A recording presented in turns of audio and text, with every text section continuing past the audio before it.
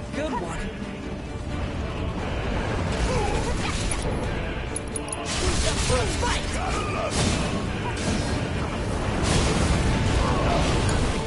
We've got to take out a barrier! It's those stupid wings!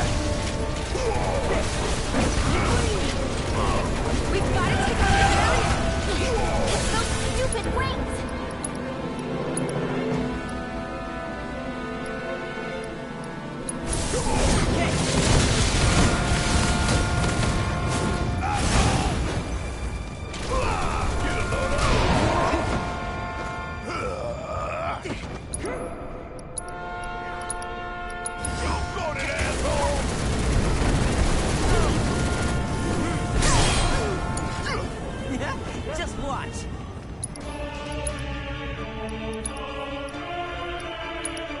Find them with your brilliance.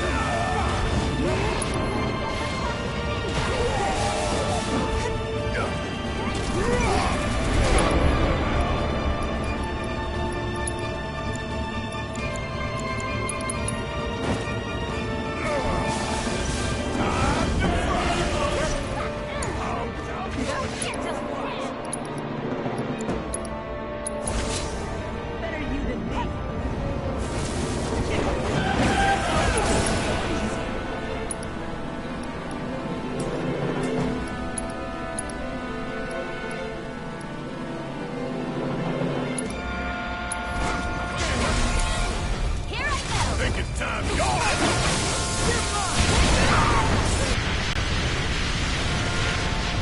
Hey there, jerk face! Nothing's gonna stop us. Let's show him what we're made of! You're not getting out of this one alive! Alright.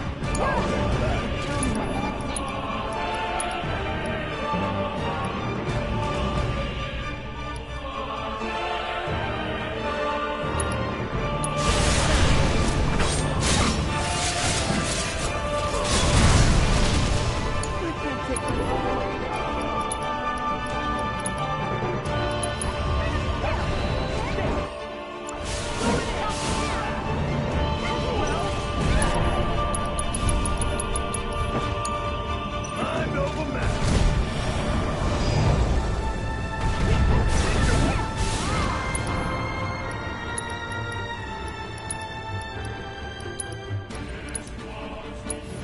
Never quit, never surrender. Still.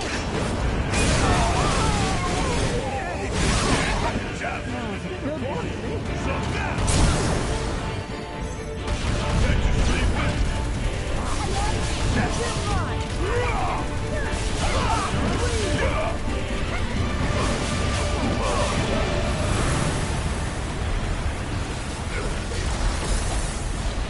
You gotta be kidding me!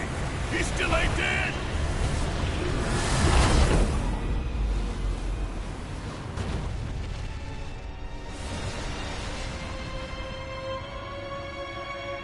There you are. Sephiroth!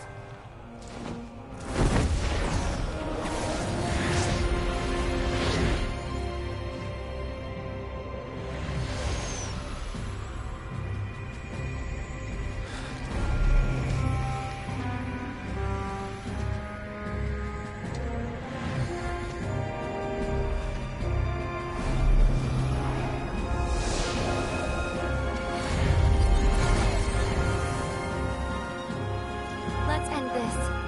Together.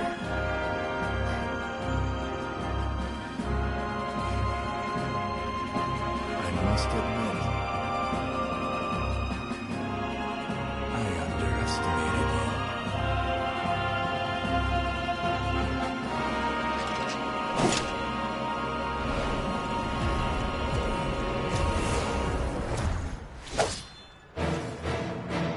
I saw what you did back here, Father. Thank you. Thank me later. This ain't over. Okay, let's finish this. You're out of luck.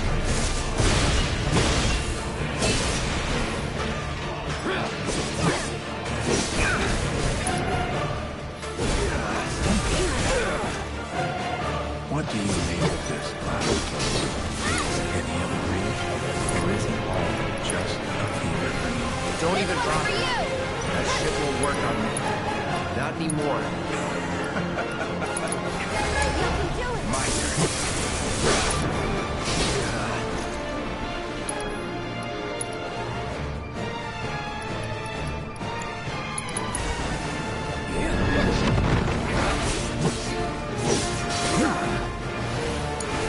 I'll take care of him. Hang back. No more.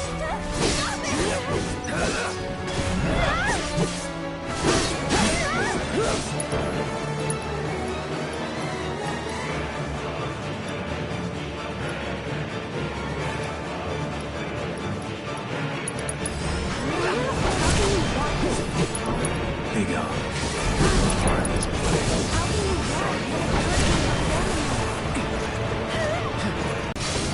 Goodbye. After you. So it's my turn? Stay strong, okay? Careful. Why don't you...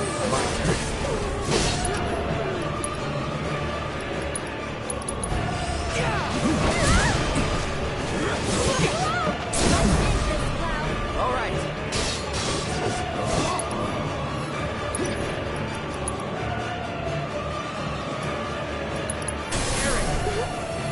Try using it!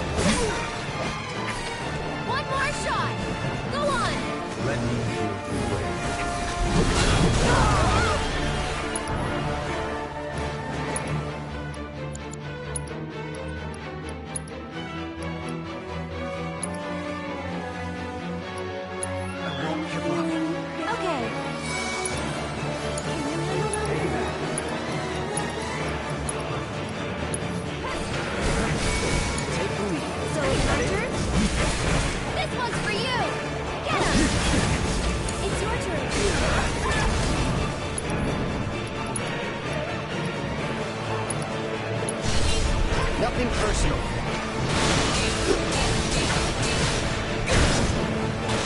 Aaron, you ready? As I'll ever be.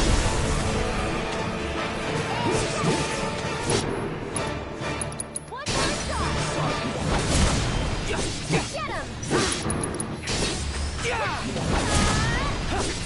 This one's for you. Shall I sever your fate? Shall I sever your fate?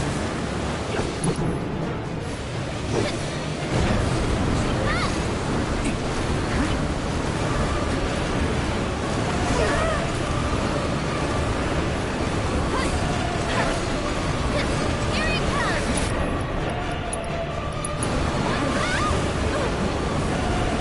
Let the winds caress you. Stop it! My turn.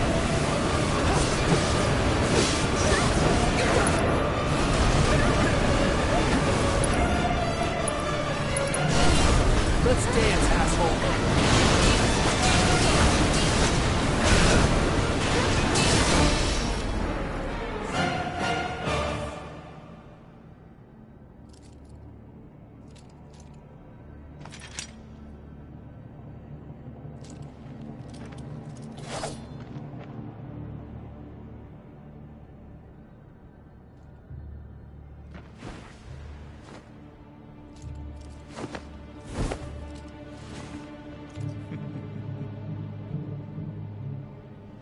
Why is he laughing?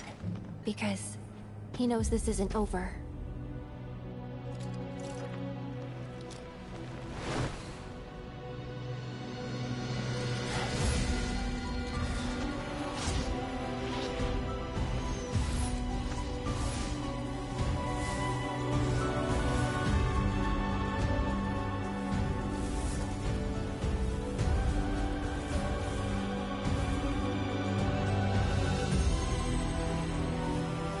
Ready?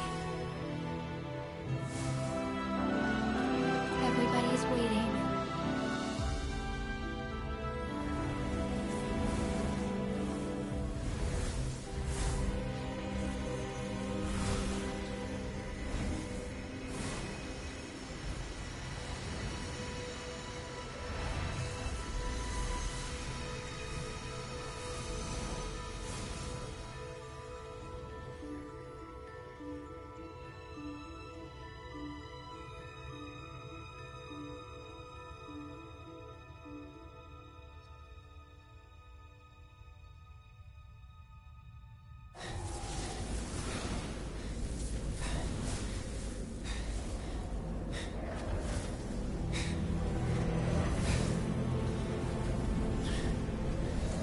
We got him.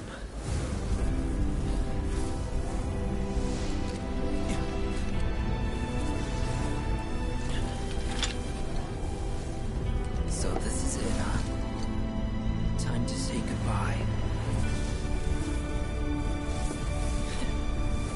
For now.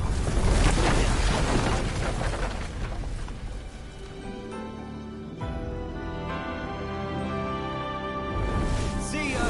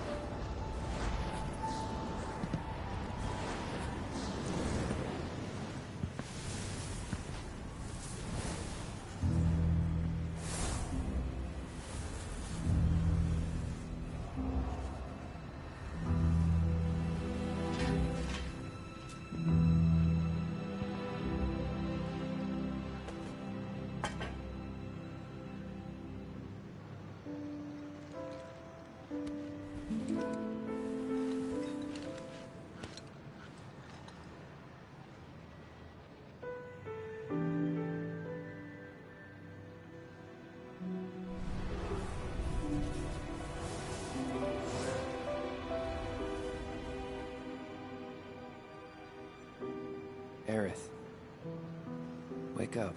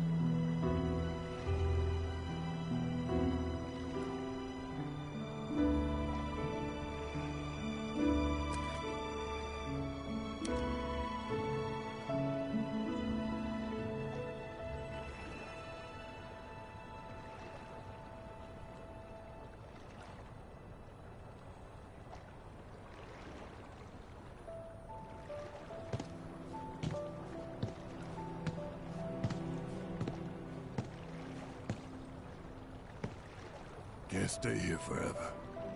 We'd best get moving. Yep. Sounds good.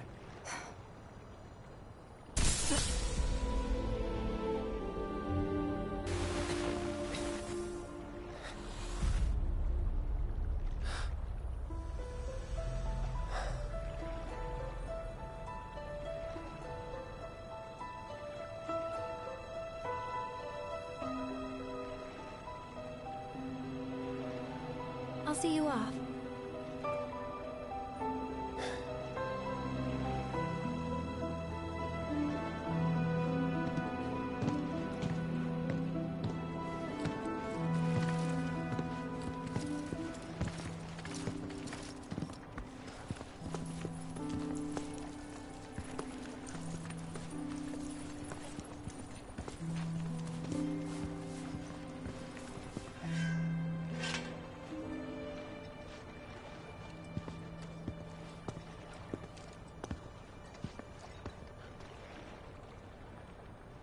Tifa. Come on.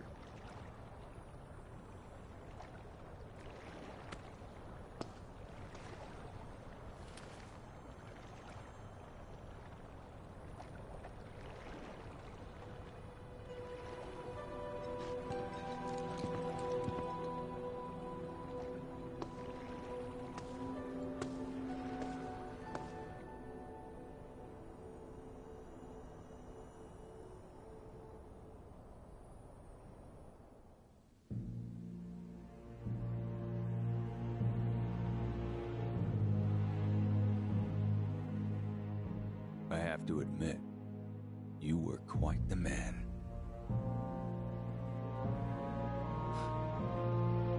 Who, me? I guess not. Anyway, you haven't seen Viceroy Saruf, have you? He failed to show at an important event. Made us look like fools. Maybe he wouldn't have, if you'd spent some money on that set. Ah, you're probably right. Rich kids do like things just so. Still got results, though, even without him. Resistance elements are more fired up than ever. You know, Glenn, I'm on to you. This war's nothing but a ploy to distract me from Sephiroth.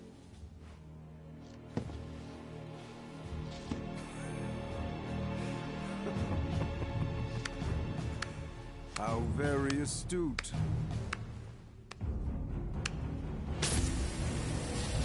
Regardless, the plan is already in motion. Our promised land will become reality. Our father's dream, accomplished by his son. I want the real thing, not some imitation.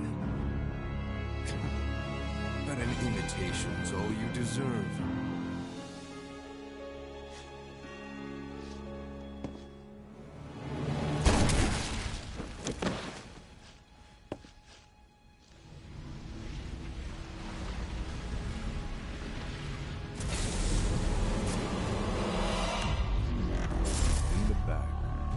just like old times.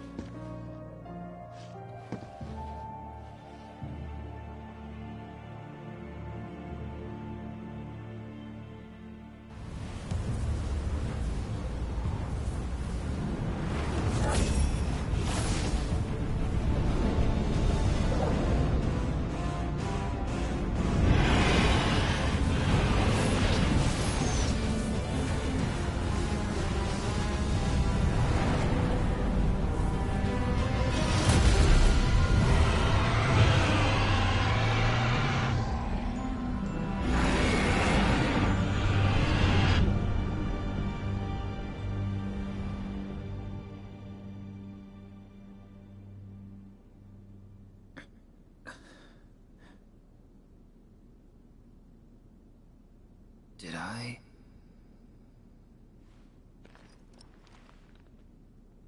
Nah.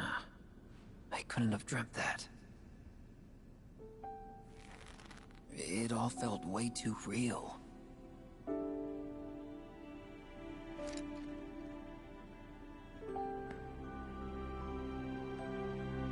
Just as worlds unite, so too do they part.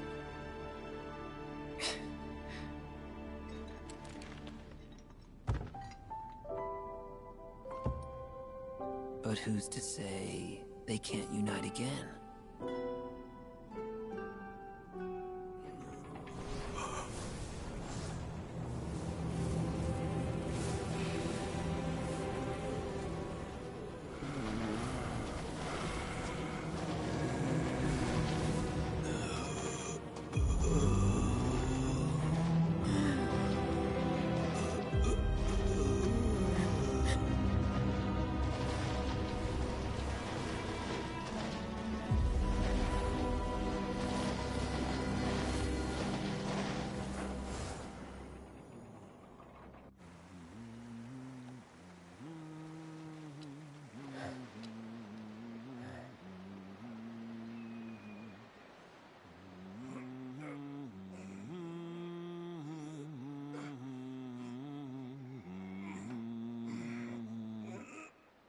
Can you not raise it just a wee bit higher?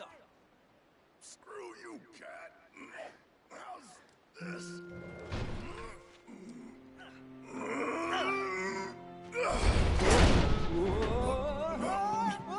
Oh, shit. Nice catch. So, what Aerith actually do, anyway?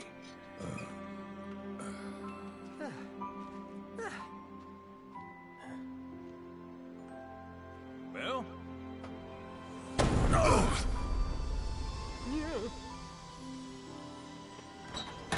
And with that, we are cleared for takeoff. Finally.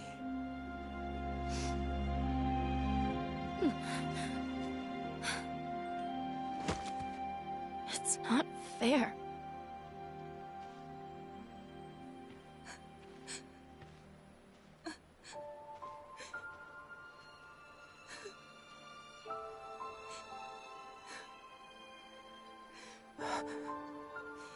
Aerith?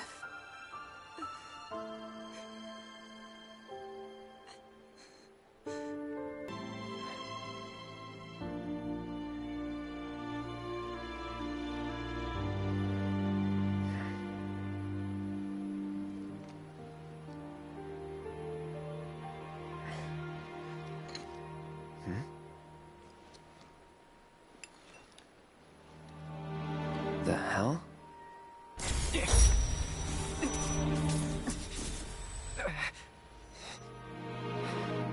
The reunion. Hey, you coming or what? Yeah, one sec.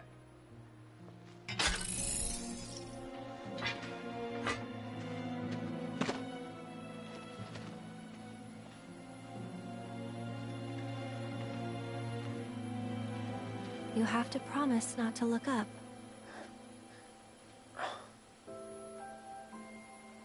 Don't look up. Well, now I gotta look. Fine, but don't let it get to you. Don't let what get to me? It's not real. Just an illusion. Now let's go get Sephiroth. He's hiding up north. North? Trust me, he is. Soldier's intuition. Oh, yeah? Better hope you're right.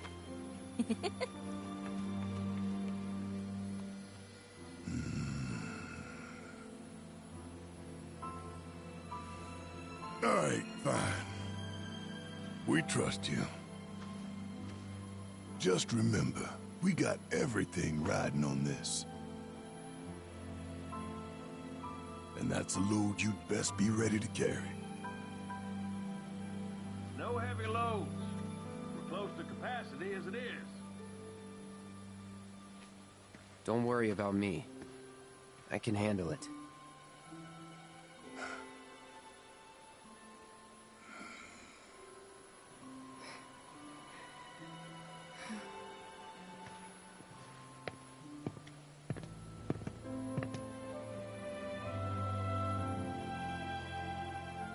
Take care.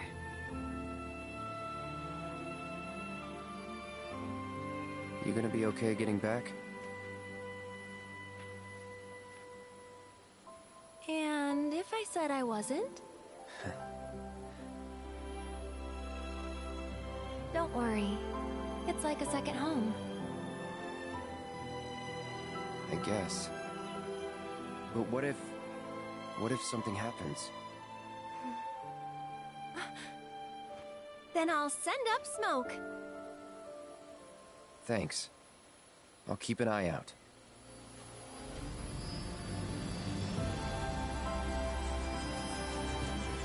I'll put everything I've got into my prayers. I'll stop the meteor.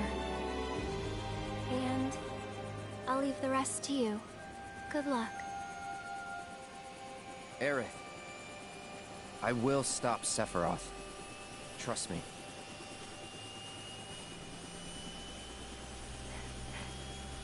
You promise? Promise.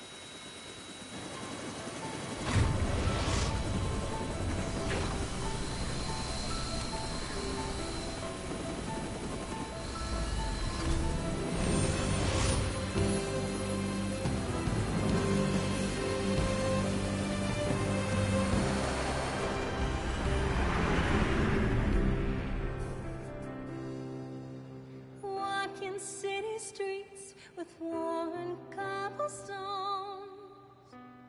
listening to people rushing past to rhythms all their own. Goodbye. Life passing me by, not thinking how the years have flown until I met you. I won't say that it was fate. I won't say that it was destiny. But if not, what could it be that drew you towards me? Could it be chance? Till the day that we meet again, where or when I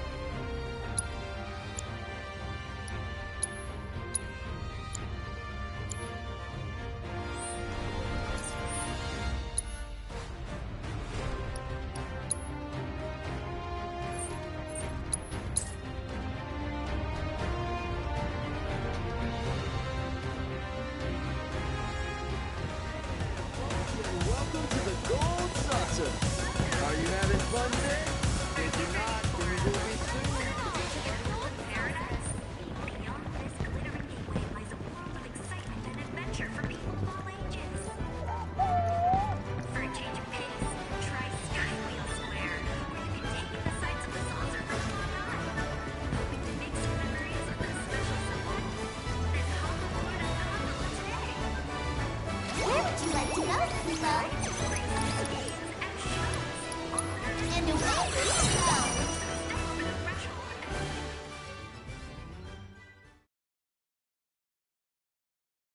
Have yourselves a magical day. We bid you welcome. This is Path Sweat. With a strong Is spectating not enough? Want to step inside the ring? Head to our entrance. Are you interested in joining the fray?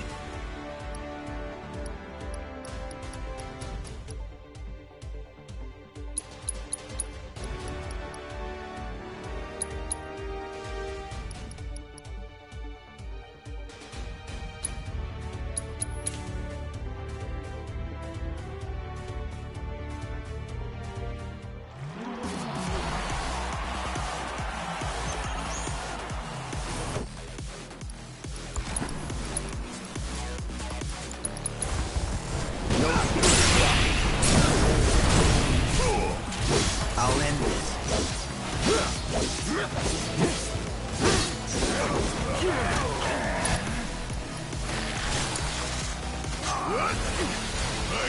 Golden opportunity right here. Give 'em hell. Taking over. You're out of your time.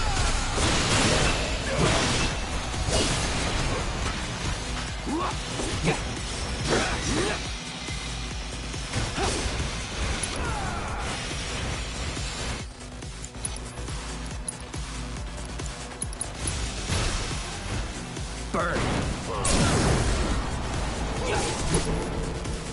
Don't overdo it. Guess how'd you like that? Now that was something else.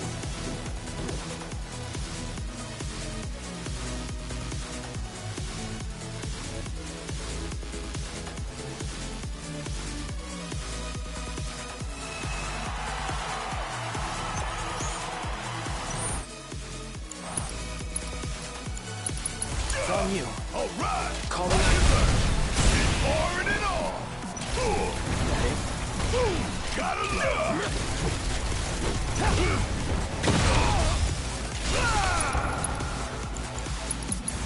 You got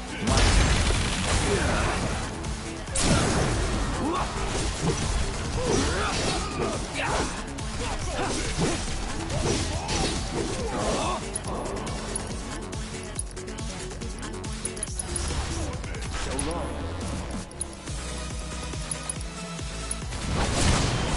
Brace yourself. Finish it. Let's kick it up a notch.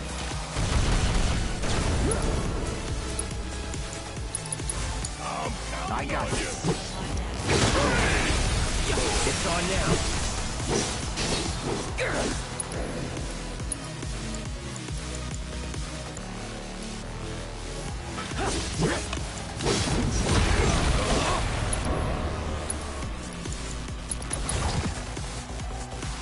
Freeze.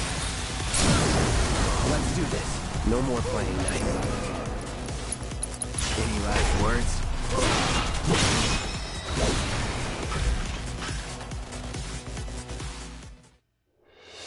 All done.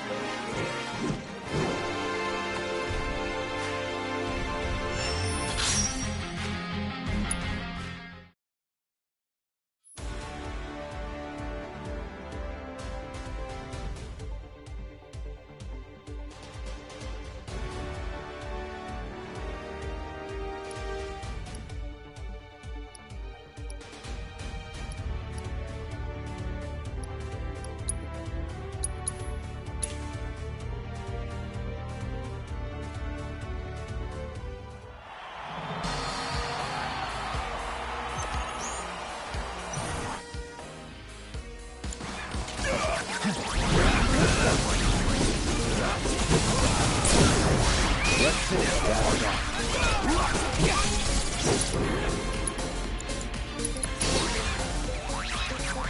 Need a light.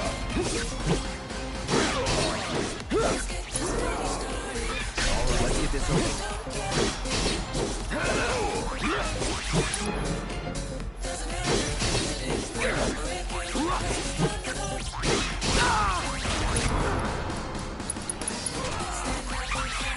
You're as good as dead. That's it.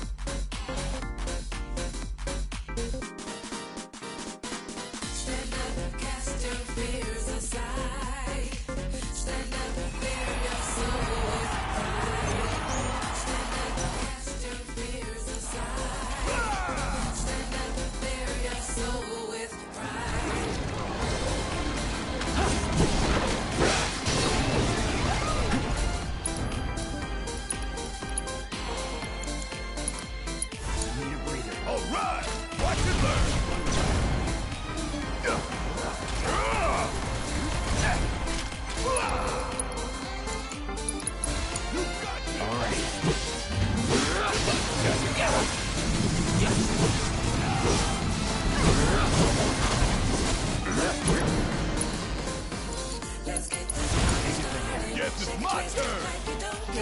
Go all out.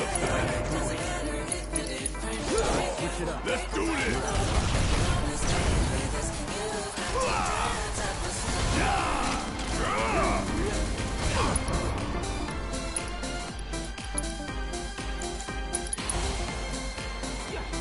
Chill out.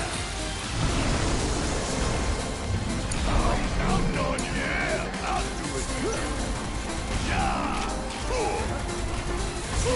Gotta love suck on this.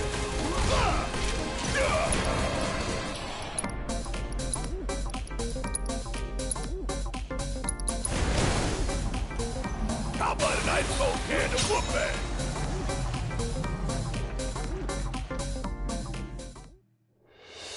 No time to celebrate.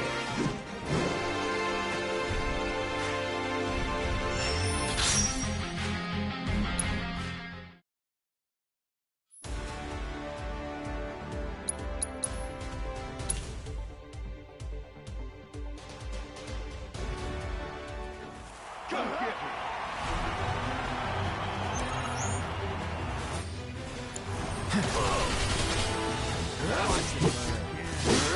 Not gonna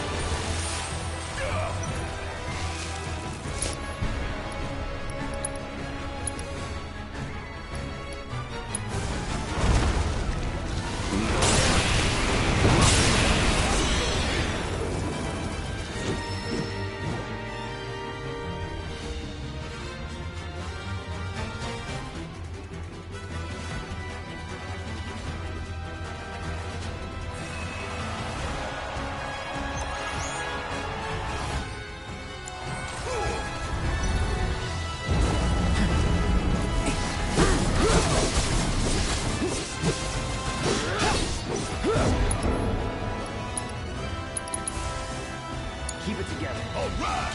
Watch it learn. My turn. It's on you. Guess it's my turn. Come on.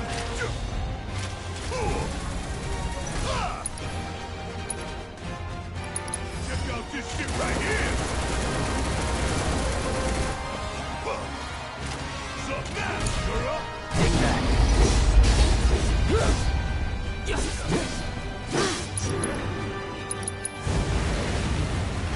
Time to burn.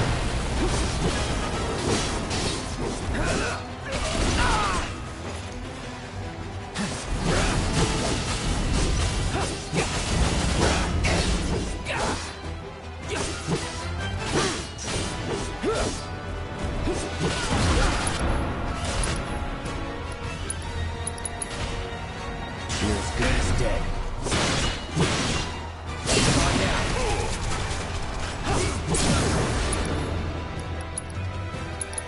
Keep it up. Say your prayer. Call it fire.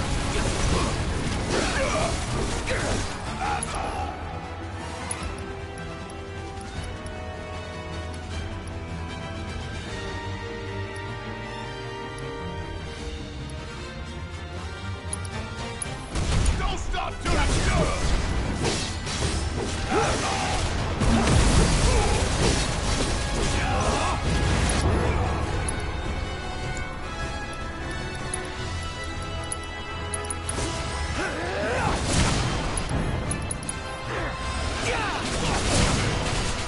Keep it together.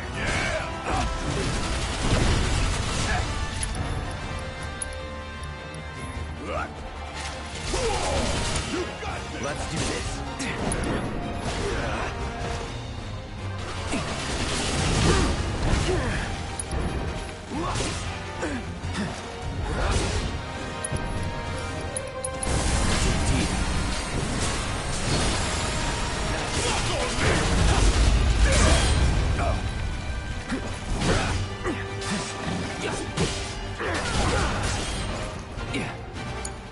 Guess it's my turn. My turn. move.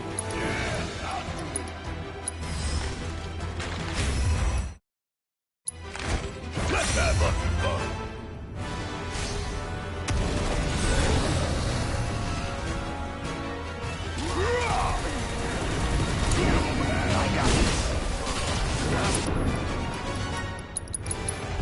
You're out of luck.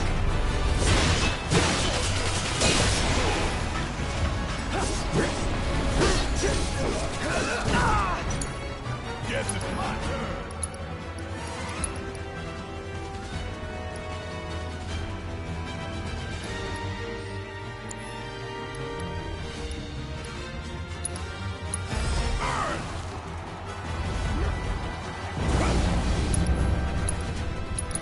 Oh, this is gonna burn. You got this. My turn.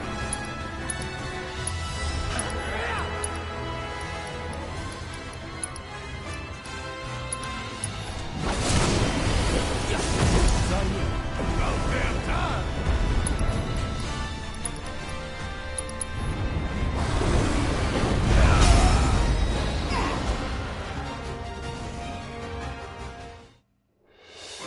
And there you have it.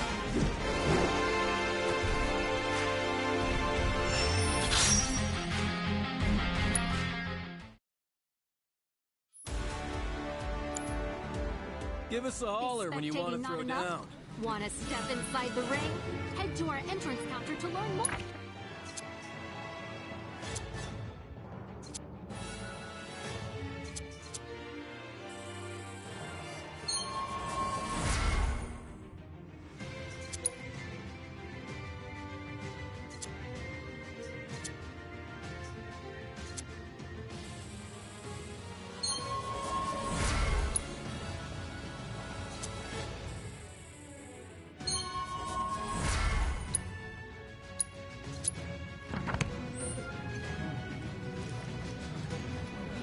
Welcome to the Coliseum.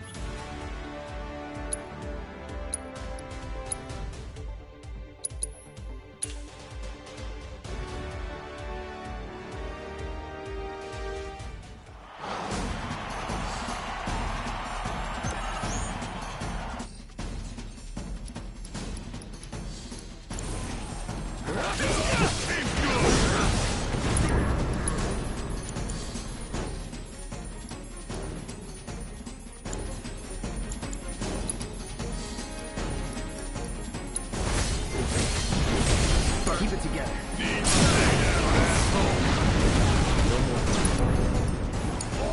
Enough.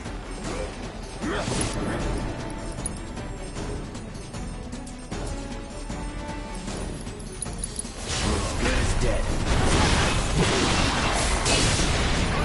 Now's our chance. You ain't gonna get away. Still, give 'em hell. Let's do this.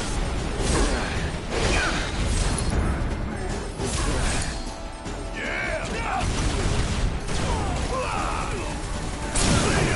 Don't stop now!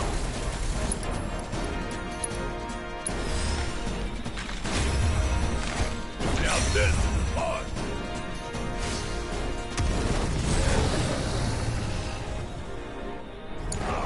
Hang back.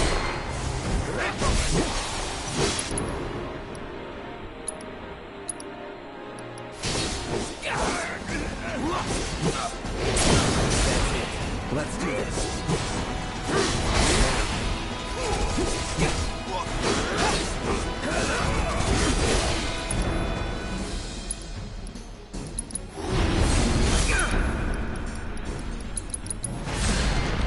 Any last words?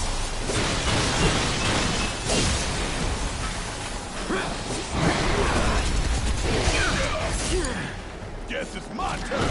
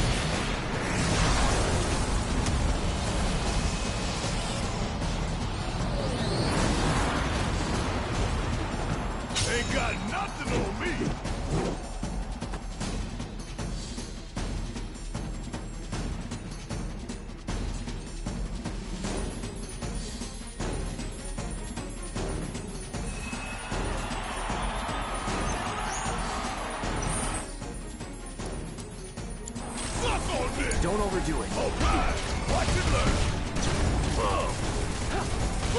Got it.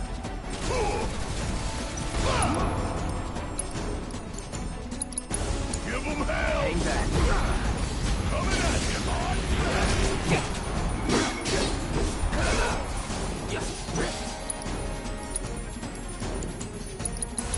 Keep it together. Yeah, I'll do it. Get fire. I'm counting on you. Don't overdo it. Need my help, do you? Come on. You got this. Let's do this.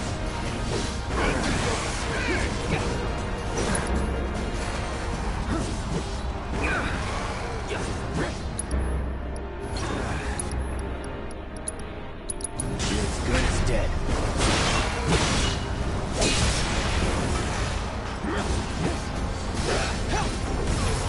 It's time.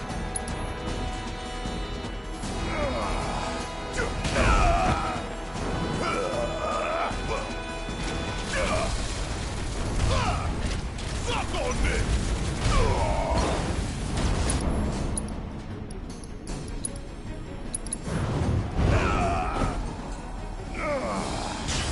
This one right here is for the flesh.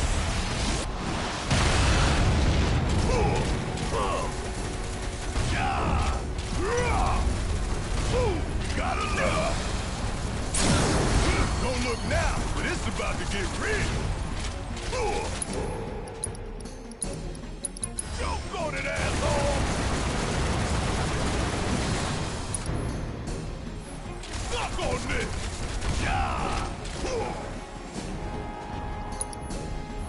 Suck now. Suck on this.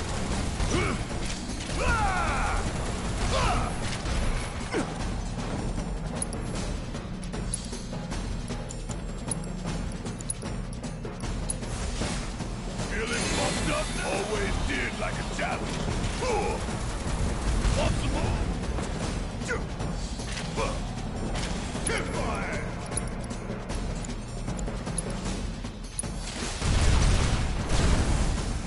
I'm fired up and ready to go. Damn it. Hurry up. What the hell? I'm still kicking.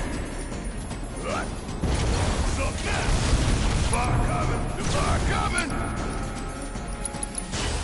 Won't be nothing left of you when I'm through.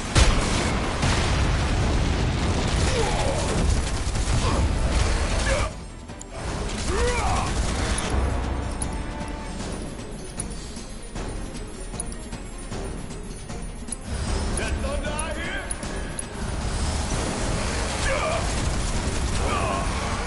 Fuck on this!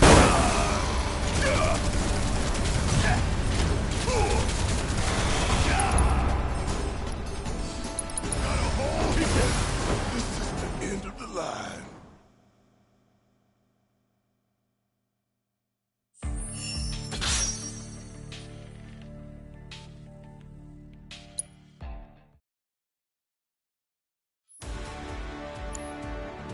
We're always Wanna looking step for inside the contenders. ring?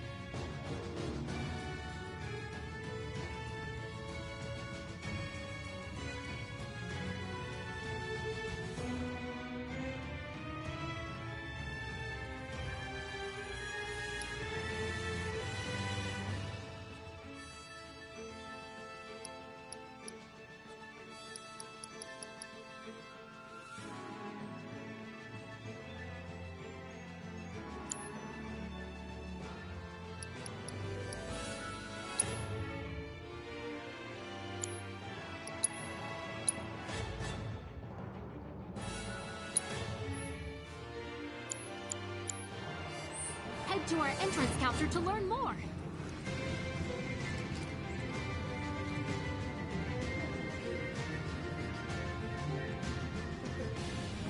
Come and get your spectator tickets for the Musclehead Coliseum! Watch the best of the best, duking it out!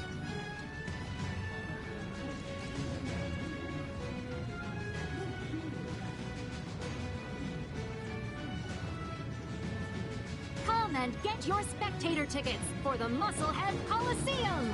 Watch the best of the best, duking it out!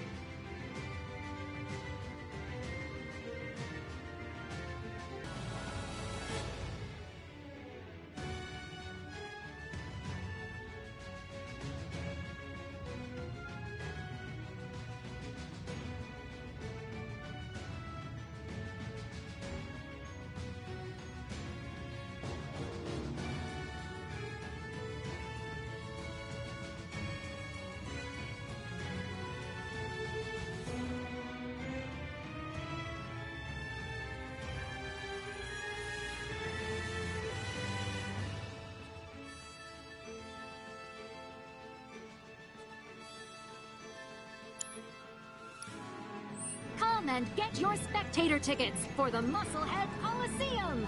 Watch the...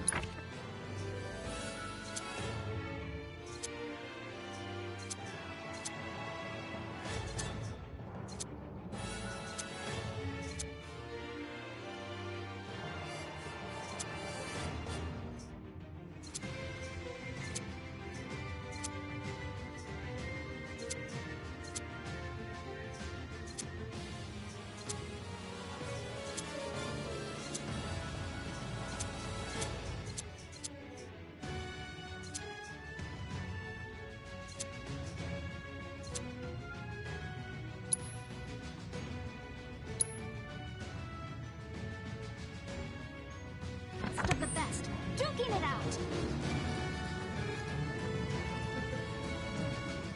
Would you care to unwind with a good old-fashioned brawl?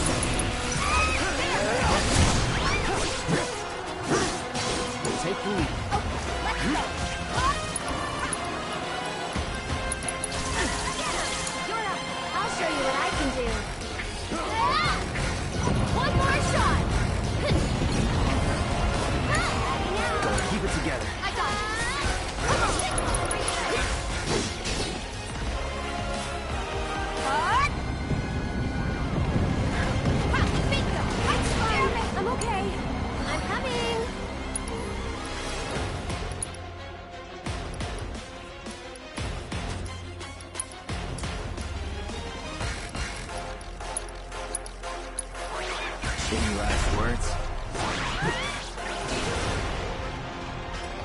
You've got this. I got it. There! Let's do this. I'm in! One more shot! That's it! Oh, this for the win!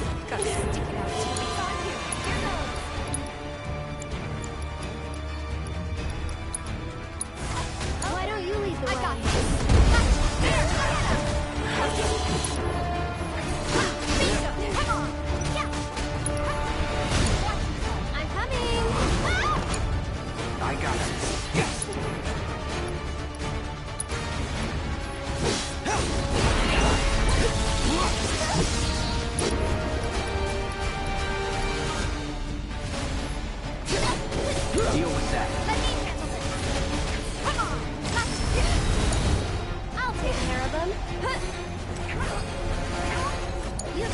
Take it over.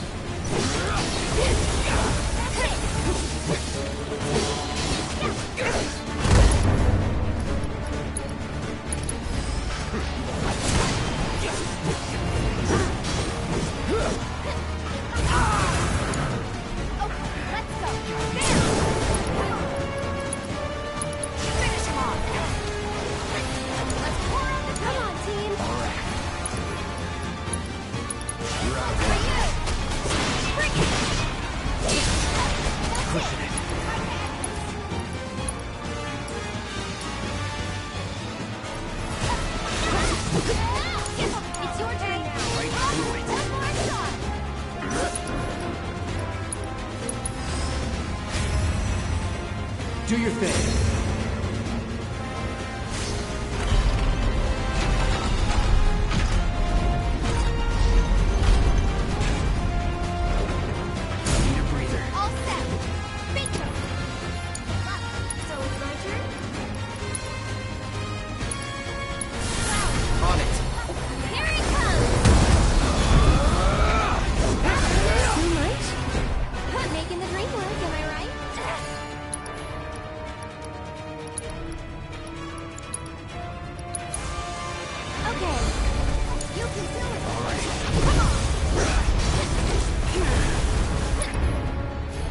Don't overdo it. Let's go.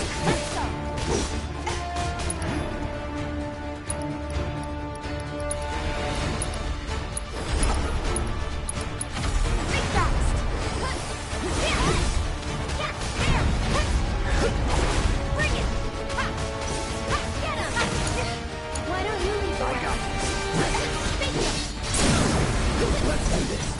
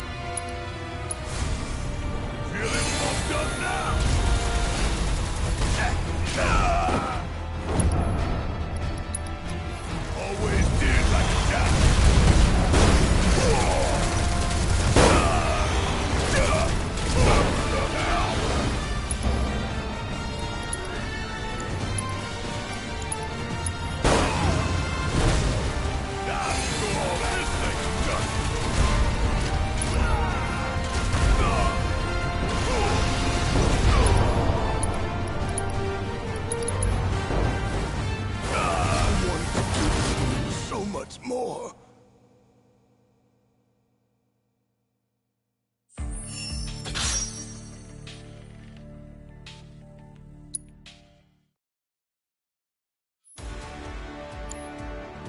Enjoy your stay at the Gold Saucer. Head to our musclehead. entrance counter to learn more.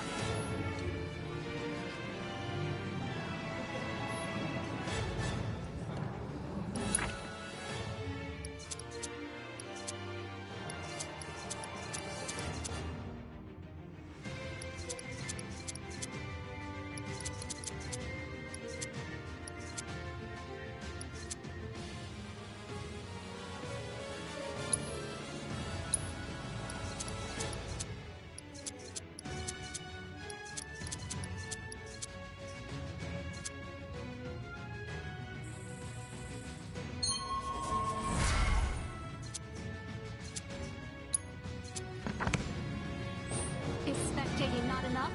Want to step inside the ring? Head to our entrance counter to learn more. Looking for a DOT shirt? We got you. Muscle in and exchange your gold saucer points for fabulous prizes.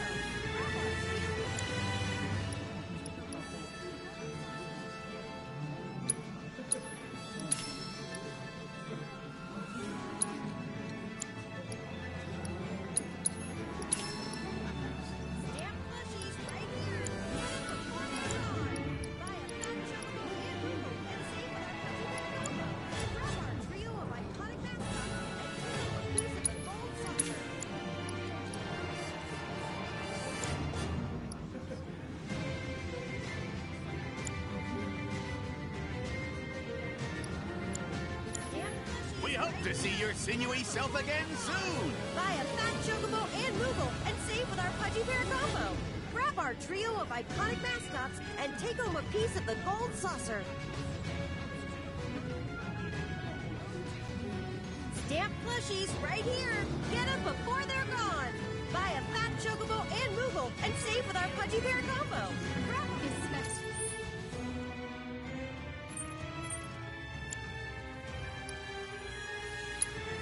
Spectating not enough.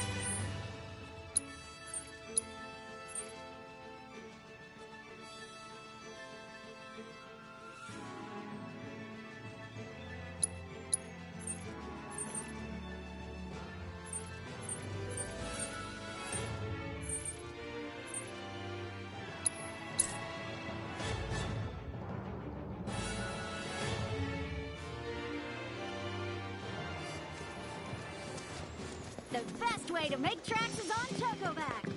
all passengers with reservations. Way, please. You're not just a master. I'm on the hunt for new love, baby.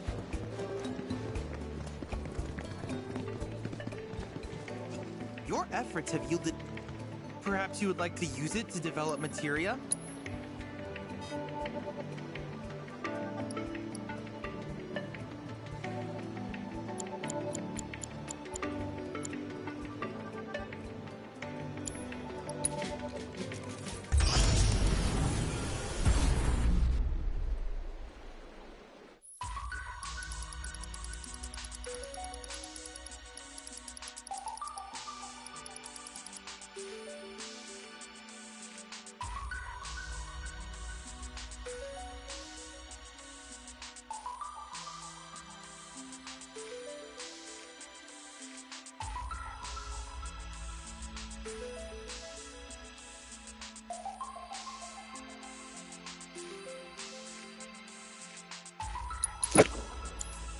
I used to like the idea of them, but like whenever push came to shove, and I was at like a Best Buy or like a, a retailer, and I had the opportunity to buy one, I couldn't get myself to do it.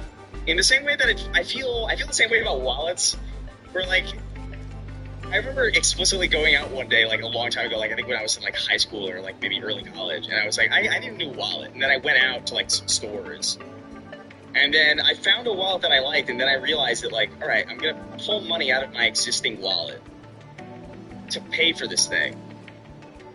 But if I can do that, I don't really need this, do I? And that's kind of thing with, like, the charging docks for, like, controllers. Like, I like the way they look, and I've always, like, thought about like, oh, it'd be nice to have one of those. But every time I'm about to buy one, I'm like, I could just plug this in. Like, it doesn't bother me at the moment that I'm plugging it in. So what am I doing, really?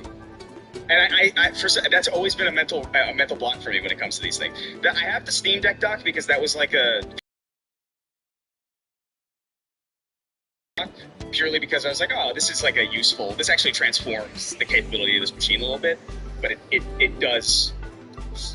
Frankly, it sucks. It's not a very good piece of machinery. Like, I don't think it's worth... It's a good charging station, I guess, for me, but like, it straight up does not connect to my TV anymore, and I'm just like, well... Cool. Great. So that was like not a great purchase, not a great first foray, I guess, into that world. You know? The closest thing I would do is like get like the rechargeable battery packs for like Xbox 360, but that was obvious because I'm fun with you. But not really that much of a peripheral guy. I'm fine just putting things on a table or plugging things in and just kind of leaving them next to the machine. That's fine. Yeah, even the little like PS2 stands back in the day, and I'm like, yeah, it's the same thing. I'm like, I'm not buying this. Yeah, the PS2 stand to me was weird because like the PS2 stand, of all the machines that I've owned, the PS2 is probably like the least. Like I was the least worried about that thing tipping over than I was about anything. Like that, it was so flat and so like perfectly weighted, where I was like, why would I? This is gonna be fine, as it is. My PS5 Pro, I have standing up, and I have I don't have a stand on it. And it's been perfectly fine. I do worry about it, though, because it is thin, and I just feel like a breeze is gonna topple it, but it hasn't happened yet, so I'm fine. Also, I don't live outside, so there's no breezes. But, the stands, It's not like delusional. Delirious. I am delusional as well, but I'm delirious. Jeff Willingham wrote in. There they go. Hey CDC, my question is mostly geared towards Chris this week. Is Marathon worth being excited for? I know it's getting a lot of hate online, but I thought it looked cool and it looks really unique visually, stolen assets aside. I'm still planning on checking this game out day one, but I wasn't able to access the closed beta like Chris. It's a Bungie game, so I assume the gameplay is solid, but I'd be curious to get Chris's updated thoughts as we move closer to it being revealed the game. Is it worth being excited for Marathon? Is it worth giving your precious time and attention to it? I don't know. I think it's kind of a weird question because like, is anything worth? I mean, I think if you're excited about it, I think that's cool. I think if you're hyped for it, I think that's a different thing. There's a kind of a cross section of definitions there where I feel like people overhype themselves on things and they end up disappointed. I try to avoid that. I try to just say, oh, that game's coming out, I'm excited to play it. And just, see what happens as a result of that. But, I mean, I really maintain this. Like, I really, really liked what I played. I'm like, I put, I think, about 40-something, I think maybe like 37 to 45 hours into the alpha when we had it, which is like no small amount of time, considering the window. But I thought... Well, what was there was like really solid and really cool. I thought the art direction was sick. I thought the sound design was cool. I thought the weapons played well. I met people that I'm excited to play with again when the game comes out. I think what they're doing with like narrative stuff is kind of interesting, if a little bit unpolished. But I mean, it's an alpha, so like I'm not surprised by that. I think Marathon's going to be a very good game. If I had to bet money, I would say like it's going to be a really good game. But I also don't know if it'll be like this big thing that many people will care about. That's kind of the main distinction. I think it'll be successful. I think enough people will play. You're not going to have Marathon be in a Concord situation where like only 12 people are playing it or something. You know what I mean? Like that's not really going to happen. If for no other reason than purely just because there's a lot of influencers who like pay attention to this stuff and also think it's cool and will be putting out content and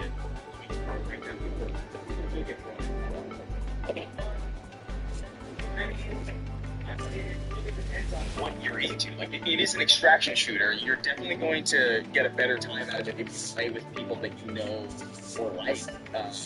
You're definitely not going to want to play, solo. It's just not that kind of experience. although I think they're working to accommodate that. I think Marathon's cool. I like the original lore of Marathon. I like that it's kind of playing into it. Some of the leaks that I've heard, people have broken some of the NDAs for these closed tests, and what I've heard sounds more promising than what I played, and I really liked what I played. So I don't know. Like, I get the negativity, and I totally like I sympathize with some of it because I do wish that we lived in like an era or like an industry where, you know, you could get something like this in addition to like a really robust single-player campaign. Like, I do wish that, you know, I wish that there wasn't like a weird plagiarism issue. Like, there's all sorts of things that I wish weren't true for the game, but whether it's worth being excited or not, that's kind of up to you and what your personal preferences are. If you like extraction shooters, I would say yeah. I'd say you probably have something cool to look forward to. If you're not really into that, I don't think it's going to convince me.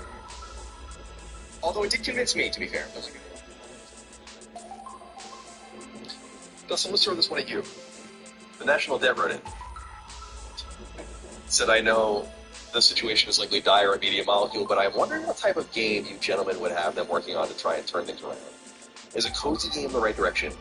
I see a British studio whose signature style is charm and a massive sub-genre with games like Animal Crossing and Stardew Valley racking up tens of millions of sales. So it's also games as Media Molecule. The genre is also ranked for events and endless updates. These games also sing on handheld devices, something to keep in mind with the PS6 handheld in the pipeline.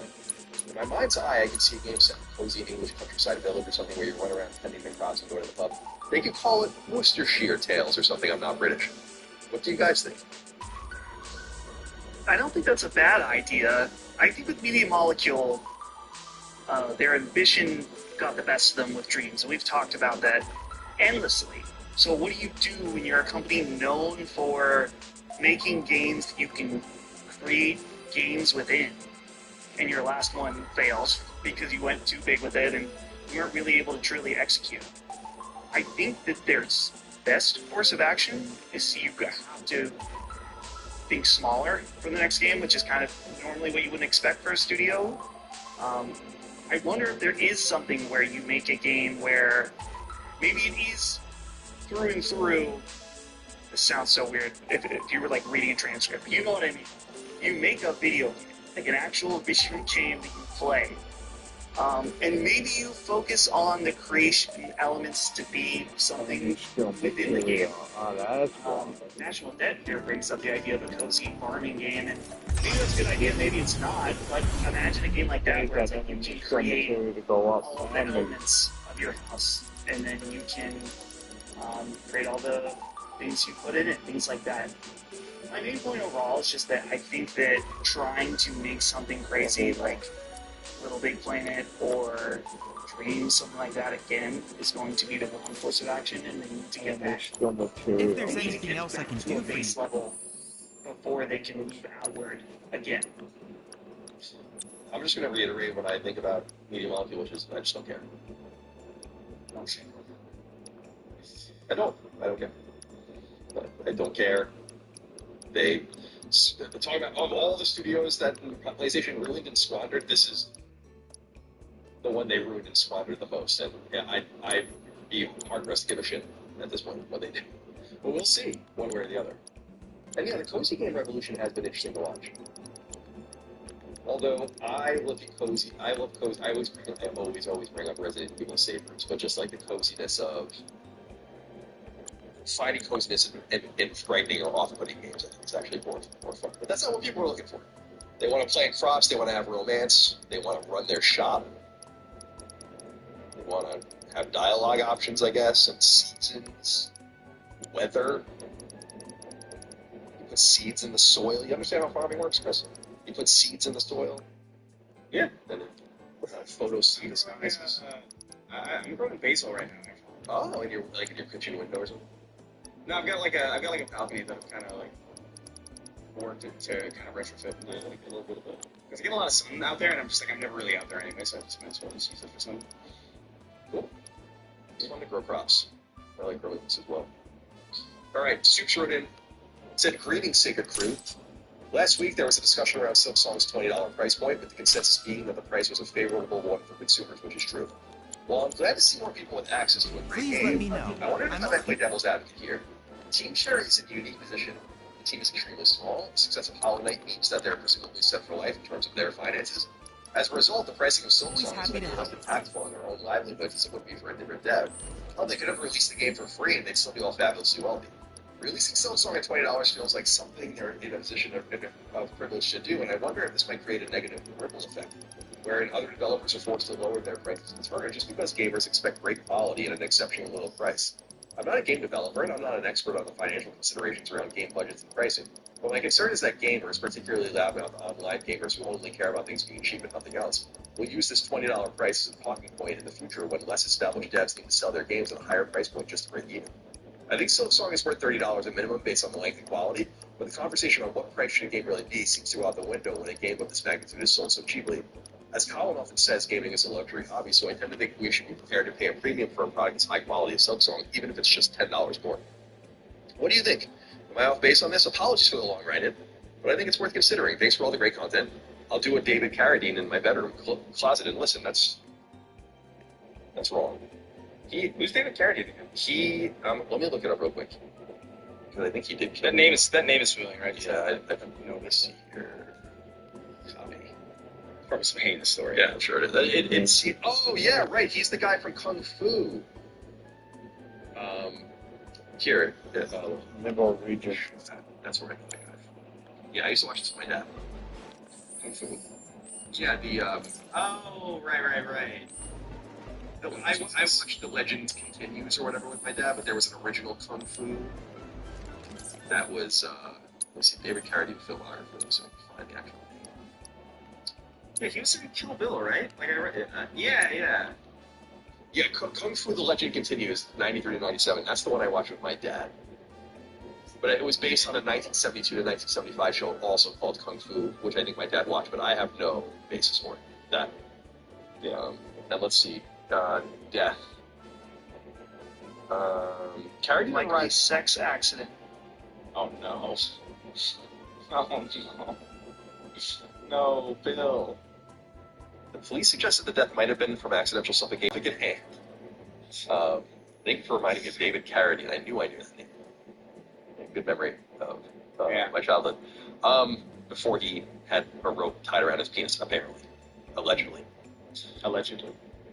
So I was a little disappointed with some people's response to my conversation last week about Silk Song's price because, of course, everyone has to make it personal and insult me. They're like, well, you're just upset because your games suck and you're gonna have to, and they're charging this price. I'm like, that's nothing to do with me or my games. Like, why can't people just like make an observation about extracting money out of a product that's there for you, that's like there for the taking? I think it's weird. I've made my argument personally that I think the money they made by convincing people to buy it at $20 is in no way overwhelm the people that would have paid $30. So they left money on the table. That's their choice. It is what it is. I'm absolutely positive that that's true. But I did want to bring this up because there is this whole parallel conversation to the end of what I was just saying, which I don't know if you guys have seen the compilation of like LinkedIn stuff or whatever, where there are different people saying like this kind of in their own way, in their own serious way or somber way or funny way or mean way. Everyone's saying, this game kind of has disrupted things to a degree that people don't quite appreciate, and that it kind of sucks for us, in quotes, that this game is so cheap and it undercuts us. But to me, I think that is kind of the market. Like, in other words, I don't really give a shit about how it affects other products. It's not what I ever said. It's not what I ever implied. And I certainly don't care that it affects my products, so I'm really letting you on a little secret. Team Cherry and Lilymo don't make the same kinds of games, and we in no way, shape, or form make a game for the level, nor are we trying to, of Silk Song. So I don't really consider them competition. I don't consider us competition to anybody. We're just a little outfit. It's not through that perspective. But it does feel like a lot of people do feel that way, and I wonder what you guys think of that. It's gotta be that. There's something unsavory, I guess, about charging so little for something and then kind of unbalancing the economy for games around it. I just feel like ultimately this is not really their problem and their responsibility. And I also think that a lot of people that bought Silk Song probably understand that it is underpriced. By at least 50%, probably 100%. That's what I was going to say, is that I think that the write-in here assumes too little of the consumer, like that they're gonna, because of this one example, that they then have a different standard for every game they play afterwards. And I just don't think that's the case. Here's the thing about Silksong too. While we understand that $20 is probably too cheap, it's not outside of the realm of the possibility for a game like this to be $20.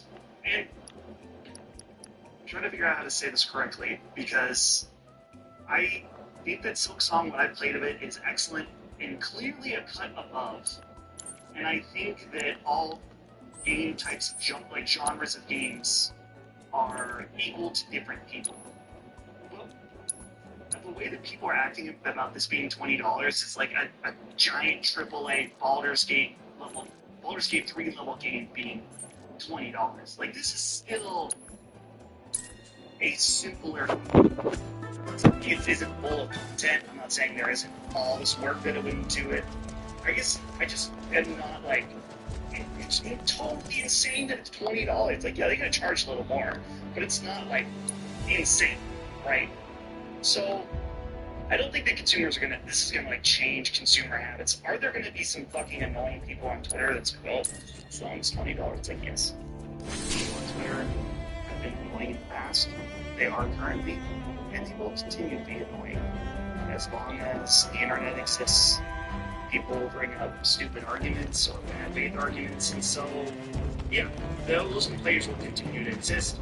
Do they represent any larger level of the market as well?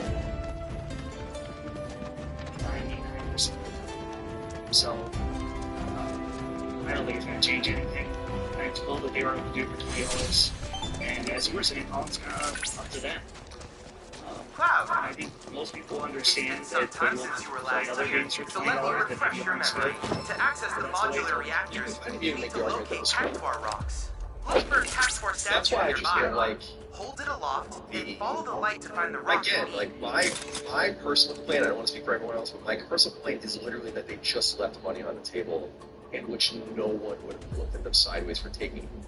It's up to them not to take it. Because people are like, oh, you always brag about how you leave money on the table with ads and do all these kinds of things, and I'm like, yeah, but that's not a zero-sum game. If I took ads after promising not to take ads, wouldn't that make me look like a liar and a fool? Like, I'm kind of in this corner whether I want to be or not. And by the way, I'm totally fine being in that corner. But it's like a different story entirely to say, like, we have good value or we live by a set of principles. And another to just say, like, you left tens of millions of dollars on the table and no one would have looked at you twice for taking it. So there's just no downside to it. From an economic and business point of view, that is my problem. It's not my problem, though. It's money. It's counting someone else's money ultimately.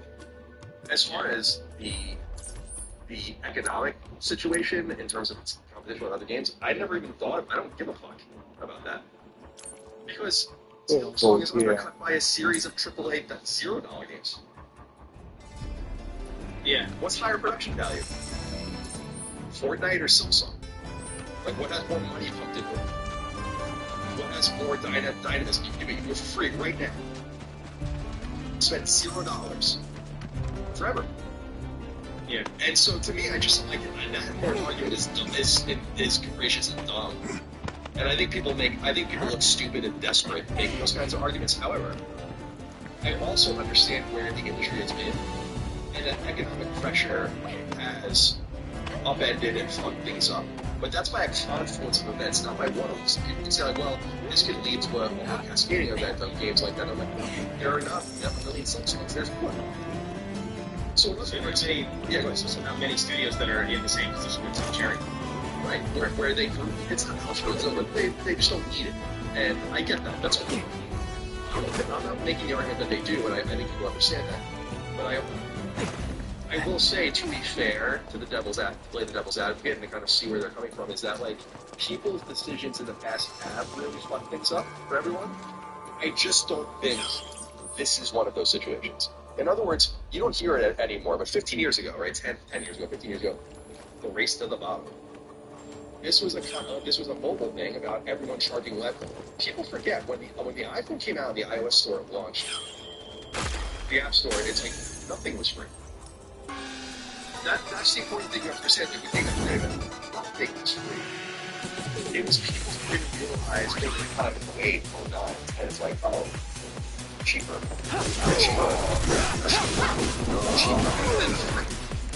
And so, and then so it's like $5,000 for that chance. And I understand people are afraid of those kinds of things happening, but I just don't see that. That was about follow, but that was about follow. Yes. I got it. This is one of the things. A lot of so not individual games.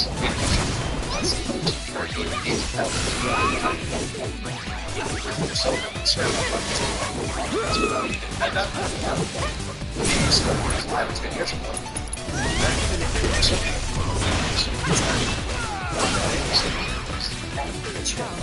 So I just don't give a shit on the other part. And I can see that's some sort of thing like we're pricing our games, and it's just we're gonna have to price our game forward, we're gonna have to price the The only other thing I would say is that like it's not even. So it's like that. It's not even much. Everyone's a winner. Game that's. It's like it's like $9. It's like massive. But I've never played one particular passage apparently it's from legend. You see if you're worthy. I'm detecting increased they will hold nothing, but I have the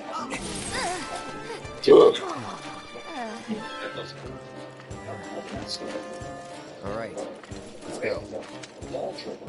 So apparently Dan Houser will be making his first camera interview during LA Comic-Con on September 27th with Brian McCaffrey, perfect person for the interview, to discuss his upcoming projects including 2 open-world games, a comic book series, and a novel, and also talking about his work with Rockstar.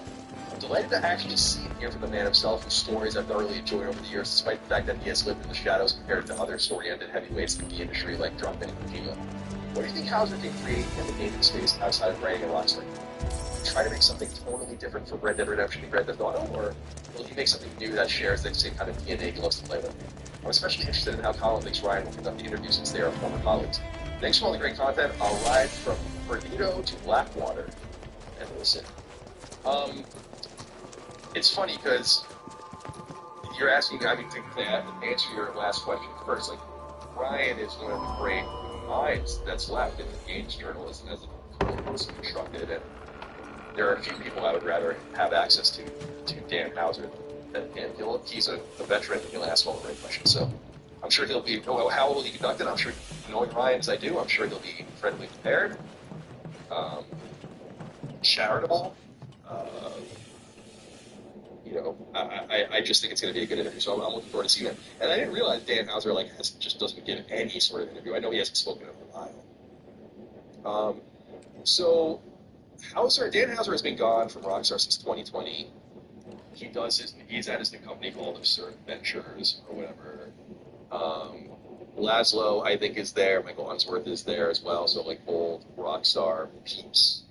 And of course, for people that don't know, Dan Houser was basically well known as being the writer or one of the lead writers of all the Grand Theft Auto games going back to, I think, London 1969, and he acted in some production capacity as well, but he's known primarily as the writer of like GTA 3, Vice City, San Andreas, the Stories games, Grand Theft Auto 4, and all the DLC, and then GTA 5, and then Red Dead 1, Red Dead 2, and he wrote Bully and a few other things too. So, what is he going to do? What is he going to have to say? I really don't know. If I were him, I would want to get away from those big, bloated games just because I think we already have a Grand Theft Auto 5. Like, I don't know, Dan Houser will, or Grand Theft Auto 6. It's sad because Dan Houser was so instrumental to the feel of those games, but I also... You've done well to survive the spiny I onslaught don't that was see unleashed. It's obviously a great creator, but it's like, no one's playing that other story. Delivered to this land from a realm unknown. The treasure of the sand shall be the feast to the blazement of legend. For generations, we have observed our duty to keep the treasure safe to view. It's supposed to be a bunch of different formats of the same story, so for instance, also there's like a novel. I think there's a podcast series, and ultimately there'll be a game.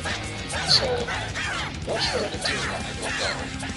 We're about to find out, and I'm sure we're going to.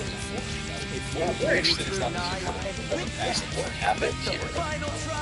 And because he left Rockstar right before COVID, so right before. And yeah, I don't really know. You guys have anything you want to add to this?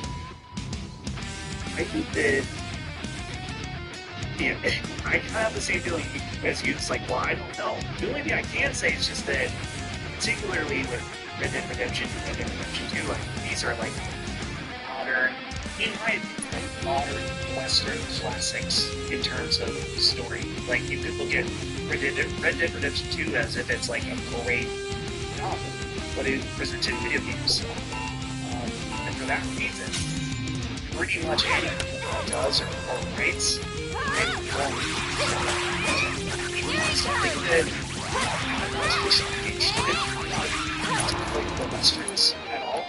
Then I played Red Dead Redemption, and now I want to say, at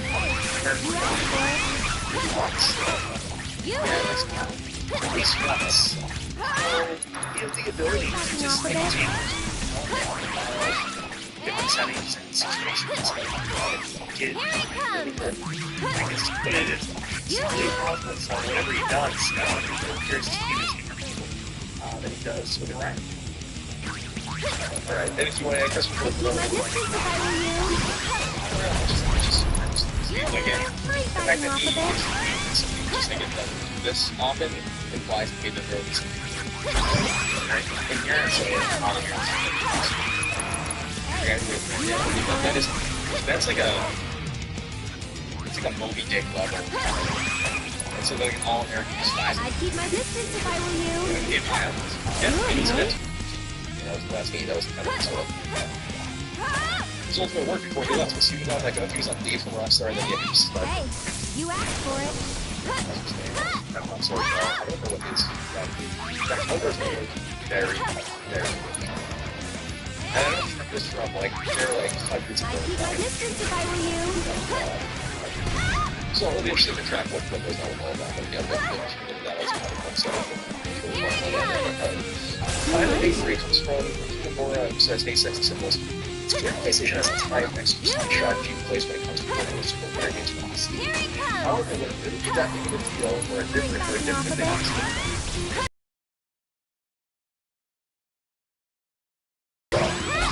Player aspect of the Xbox for the people are going to be having this yeah, no sense.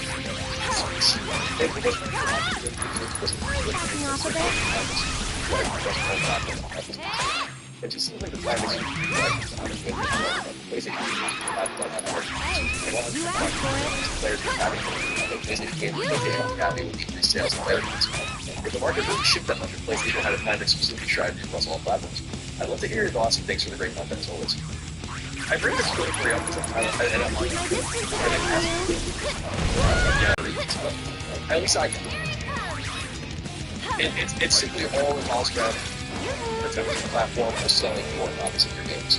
And even with the Spider-Man sales being so clearly so high, with Spider-Man 1 and 2 and Miles Morales all top 20 selling PlayStation games all the time, you can use that data and then make the argument one way or the other. Very compelling. And so at some point, it just becomes like, what is it? Like, what people do? I see those sales and I can say, well, look at how popular Spider-Man is. Imagine how many copies you can sell on Xbox. I see those copies and so I say, like, oh, this is so part of the PlayStation. If anyone needs games. They're both equally equivalent arguments.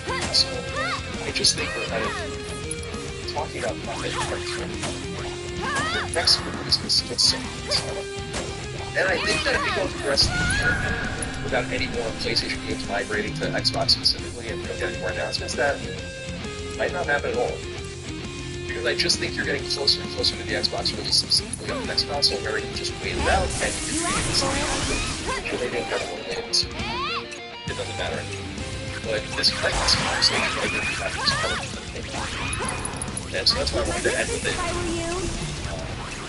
There's just nothing else. There's literally nothing else to say. And I don't know if that guy kind of resonates with you guys. It's like, I believe in my heart and my analytical mind that you have PlayStation 1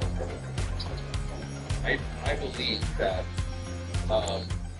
like the battle is over, yes, but now there's such a capitulation that it's like it just doesn't matter anymore. And yeah, Helldivers did materially well, but we're still talking about 30 million, 25 million years revenue. That's really tough. I'm completely convinced. Now, would they sell a lot? Just as the Obviously, Book of that's not Kings an average. foretold, Will last the us so much, sure. Bladesman of But at Legend what has cost? come Why at would you last. risk it? So, that's my argument. And that's why I personally feel, what? If you watch my play, and then I just gave you a kind of opposite argument, I could also make it quite compelling. That you want to spread the field, and that there is no reason to lose that PlayStation has already won, and no one's going to buy an Xbox at this point. Actually, Or would you want to there's buy them one anyway? more favor What's I really wanted to matter? ask. Sure. I don't know what's right, I don't know what's wrong. None of us really do. I have my suspicions. Nobody do We'll find anything out. stupid. That makes I'm sense. afraid that fancy book of yours is out of date. Only king I know deserving of that treasure is Appreciate this one everyone out right there here. who deal with us today. Ah, I am so tired. Groggy, boy. You heard him. Give me my sparkling spoil. Things. I appreciate the distraction. I feel nice. As I said, What in the hell?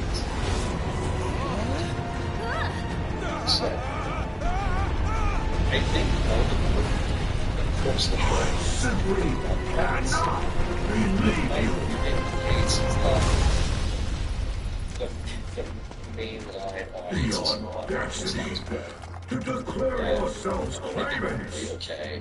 And Treasures of that country belong to me alone. You will render unto me my prize. What kind of circus is this? Stand back. Protecting this treasure is our sworn duty. Yeah. If it's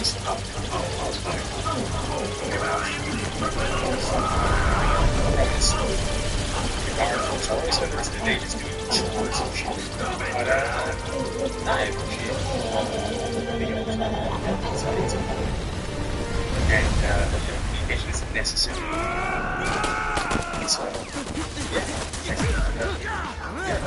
I really don't know. I'm curious. Dustin. Who's What do you have to say as we go? I have nothing serious left to say. Technical knockout. We've got our sights set on a new frontier. We'll rebuild stronger than ever, and once we do... Tells us. I think I do have a decent chunk. Once we do, we're gonna crush you and your little cat's eye too! Your days are numbered! So maybe I'll do that though. I don't know if Holly has Anyway, plans. back to that favor I was about to ask. Just, Would you mind sparring with me? another episode I of want to the go books. around with the legend A lot of himself. serious talk, a lot See of how I laughs. stack up? So it has a little something for everyone. Why not? A lot of laughs. Please, well, I guess it's not please enjoy it. You've made it this point. Maybe you did enjoy it. Maybe you did. I hope you did. Yeah, maybe you hated it entirely. It's possible you didn't know it. Most people do listen that way. Yes, but I didn't realize that. I got your message, so I can't relate. But each man. Alright, yeah, so for me, I'm so tired. Like, I just I'm thinking it's Don't overjudge. Wargame and all that kind of stuff, so I got home and then You got dinner and stuff. No, I appreciate you guys. See you next week, Christmas. And they'll still listen to this is it. See you guys. That's comment on Slash Wrestling.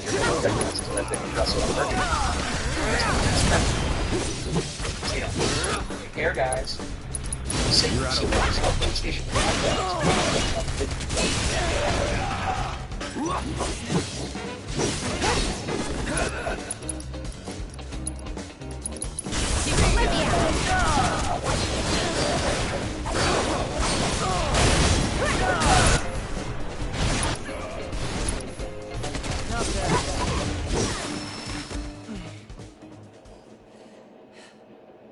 Of course, no trial could be a match for the Bladesman of Legend.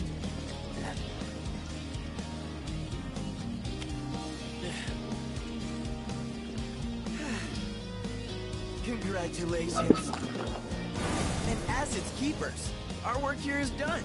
Guess we'll have to come up with a new fairy tale for ourselves. Yeah. Good luck with that. Hope we meet again someday. I'd be down for a rematch, too. Sure.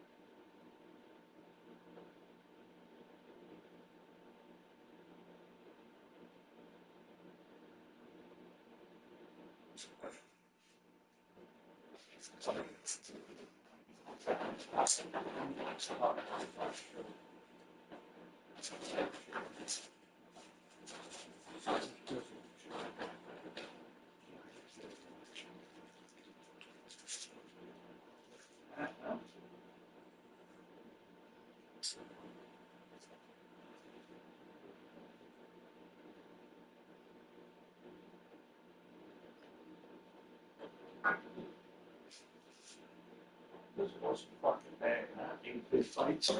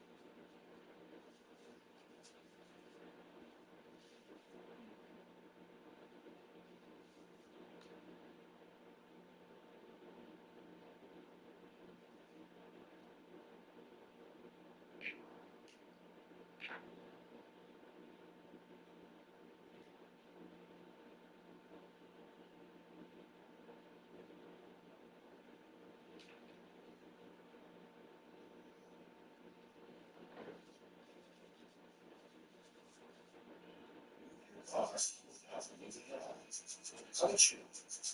That dates yourself.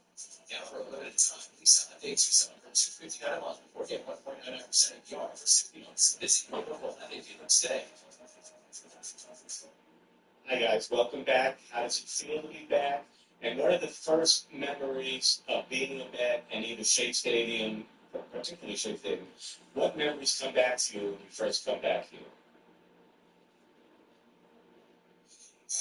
I'm super excited. It's a great reunion. It's a good opportunity to catch up with the boys. Remember our stories and tell the same jokes and laugh about it. And a great opportunity to spend some time with fans. For myself, I can say that I'm grateful because they were always very supportive, good to me. It's great to be here. I always remember coming here just because in 2006, when I got traded, we had a great group of guys, great players, and it was my first opportunity to play our baseball. So I will always cherish that, and the energy over at Shea Stadium was fantastic. So excited to be here. And, well, in my case, super happy to connect with the guys that I played before. You know, a lot of times, you know, the game of baseball puts you in a position where, you know, you spend so many times with teammates, and suddenly you retire, you go home, you don't get to see them often, and the fact that, you know, some of the faces that I play with are here, and, you know, like you mentioned, you know, able to connect with them, able to laugh, able to think about memories that we went through when we were teammates, it's always fun. And in my case, I always feel that, you know, playing in New York for the years that I played, I really had you know, it was a learning opportunity for me at the beginning. Understanding that I was coming from Kansas City to New York, the attention that I was able to receive playing in New York was something that at the beginning I didn't know how to deal with. What now? And with time, I was.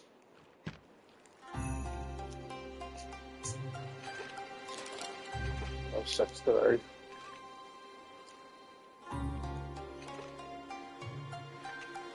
Let me guess. The sand giant. That was you?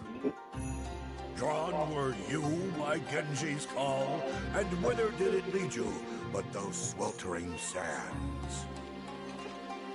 Am I right?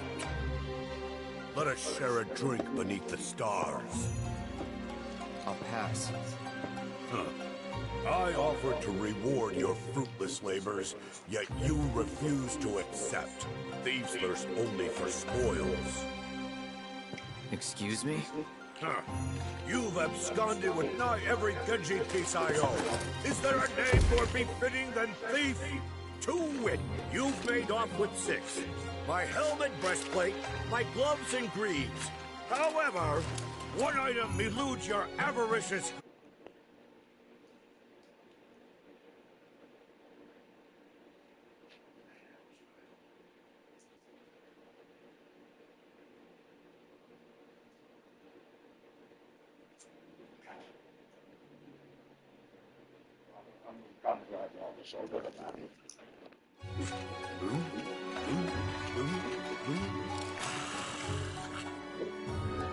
Behold, knave, my Genji shield!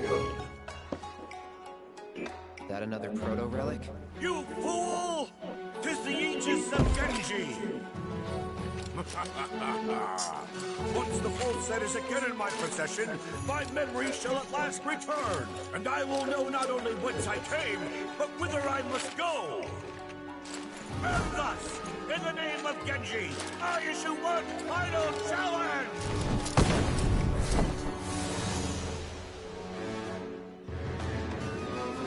Face me, the true bladesman of legend, Gilgamesh! We shall duel on the isle I call home!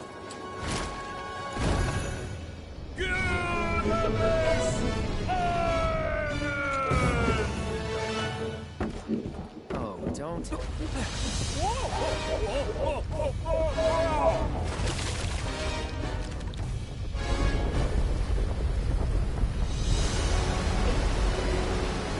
I eagerly await the day our blades cross. The day I reclaim what is mine.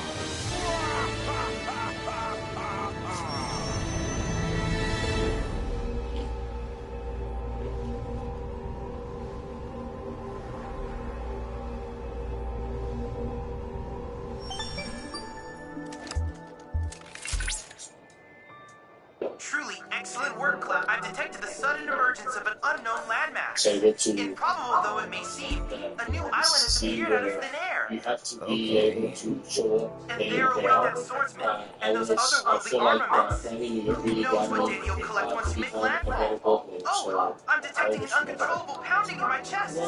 for me, Cloud, I feel like the end of our quest for the proto-relics draws near, but I hope you will continue to assist me in exploring our world. to be able to be in the field, doing the task again, from the hotel to the butterfly, you know, that was really receiving. And like I said, I feel like I'm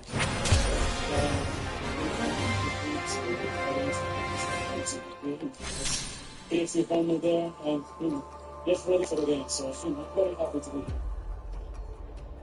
I think it's really cool because, you know, as much as everyone else is fans here, we're also fans too. So I wish to see it. These are players that I grew up watching and loved and wanted to be around, and I didn't get a chance to deal with them. Some I did get a chance to play against, some I didn't.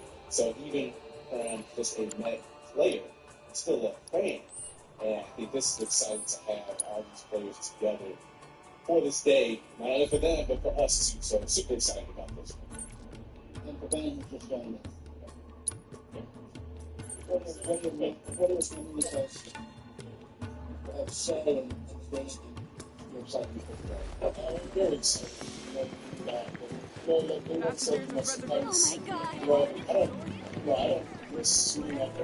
That was excellent. Through your efforts, the ways in which Shinra shaped these lands for weal and for woe are now much more clearly understood. Of special interest is the gold saucer's effect on the soil, a testament to the ecological impact of technology. Thank you so much for your invaluable contributions.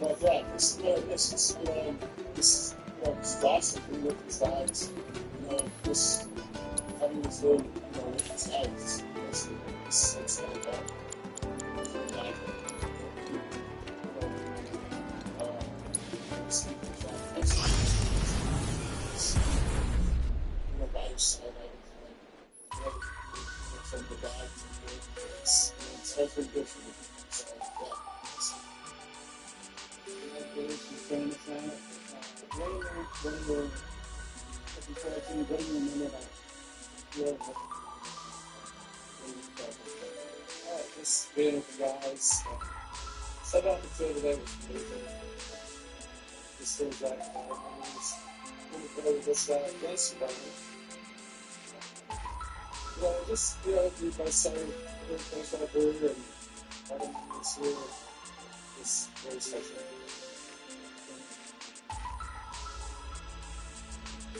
There's some familiar faces, 20 plus years ago, so this question is specifically for St. Louis, for Valley. Way in 2006, you guys knew you had a special team with working to the month. Some speak for me. We know kind of chemistry we have from that record. So for me, I feel that way the third day was a real chemistry for me. Yeah, I do believe that, you know, Pablo Naya was general manager that year. And in the previous years, he was trying to put the group together. He was able to do that. He was able to bring them together.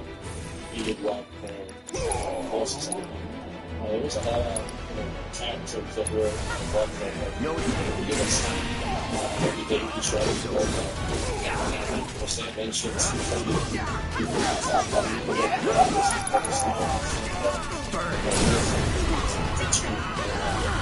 you know, at the end of the day, we first look at this group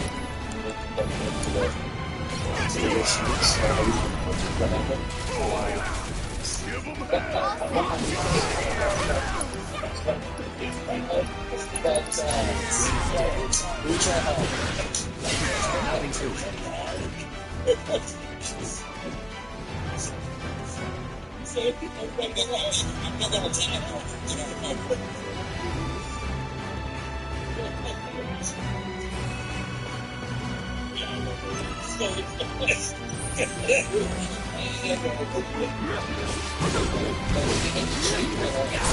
This guy is the same guy.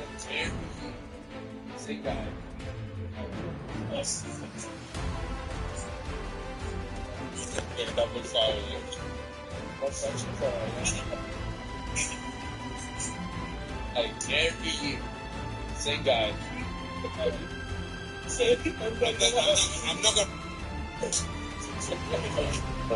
What happened? What happened, buddy? And what happened? What happened, buddy? And but we try hard.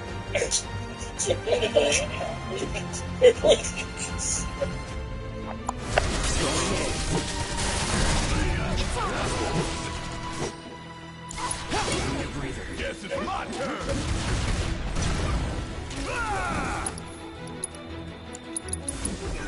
Feeling a bit chilly?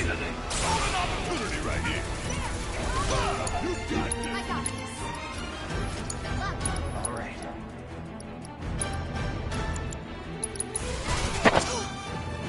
Freeze. Never in doubt.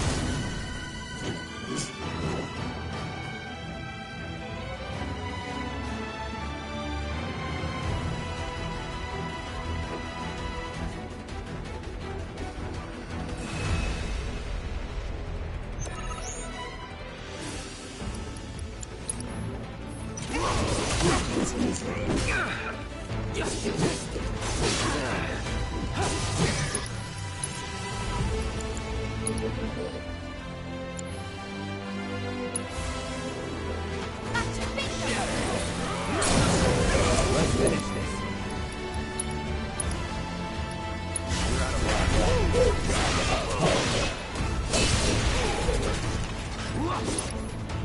It's on you. All right.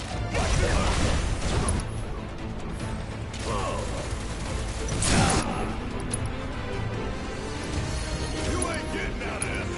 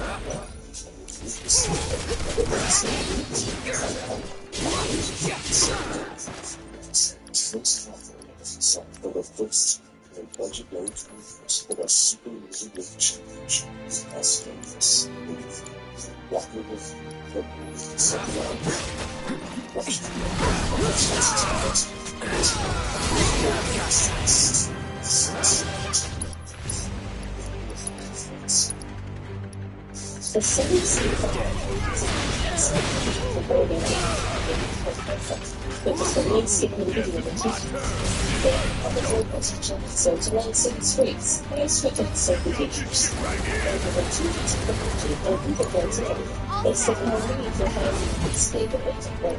The fully electric battery slowly is protection to survive factors and unites to the world. This is a perfect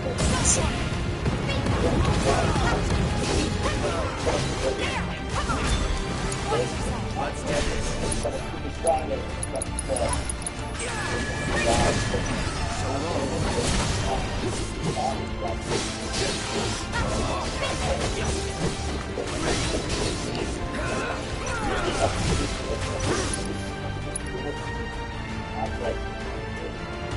is number one is just good. It's on you. Number two, after we realized that we could not get the okay, decided we had to use enough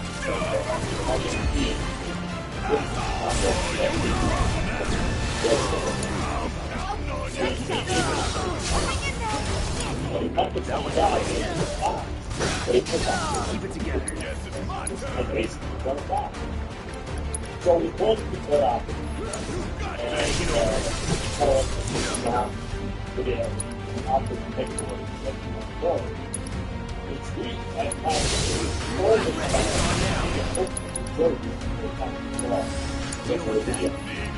So we get the box, and walk through the house, we get there, and stop at the car.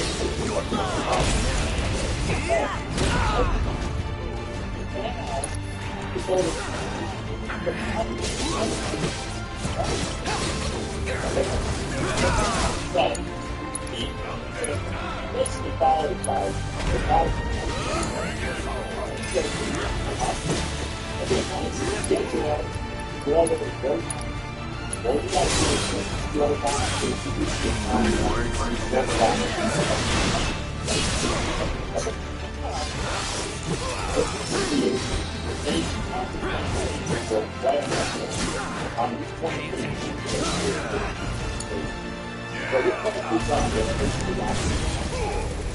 The next right. Well, I just want to talk about this. So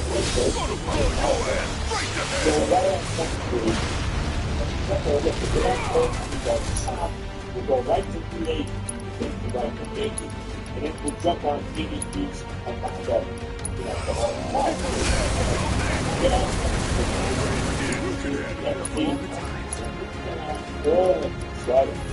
Switch it up. Really, the place to be sold for the full local because that's bigger. Local content is basically right up to right? So, all the sites we're doing all of the sites is exactly. And we are, and this is not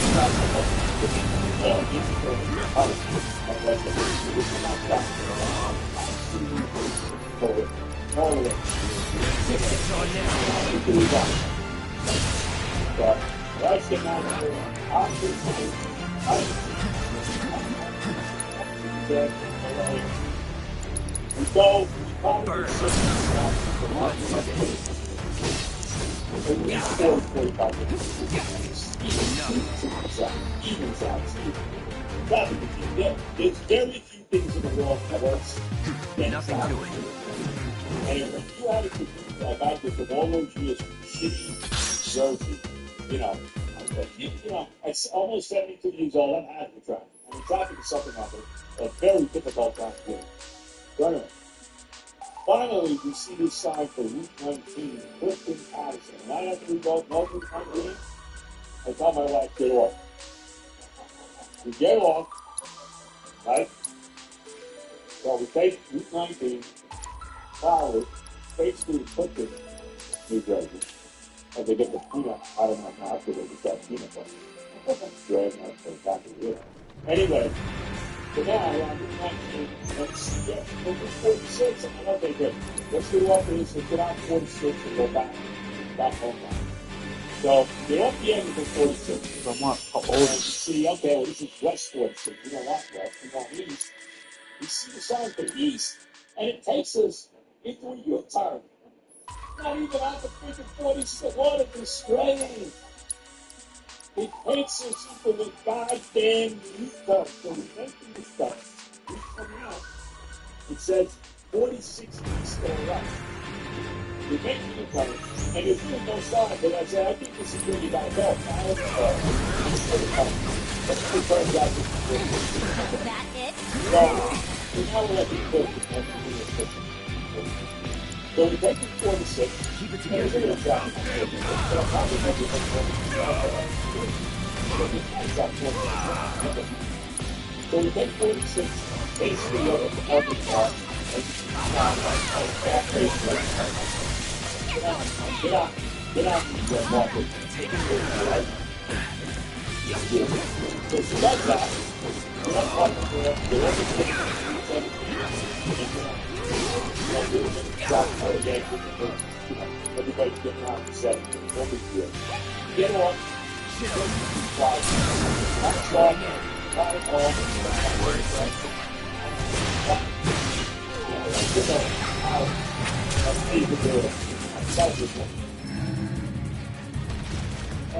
She said the blind, we didn't hear her. Blind.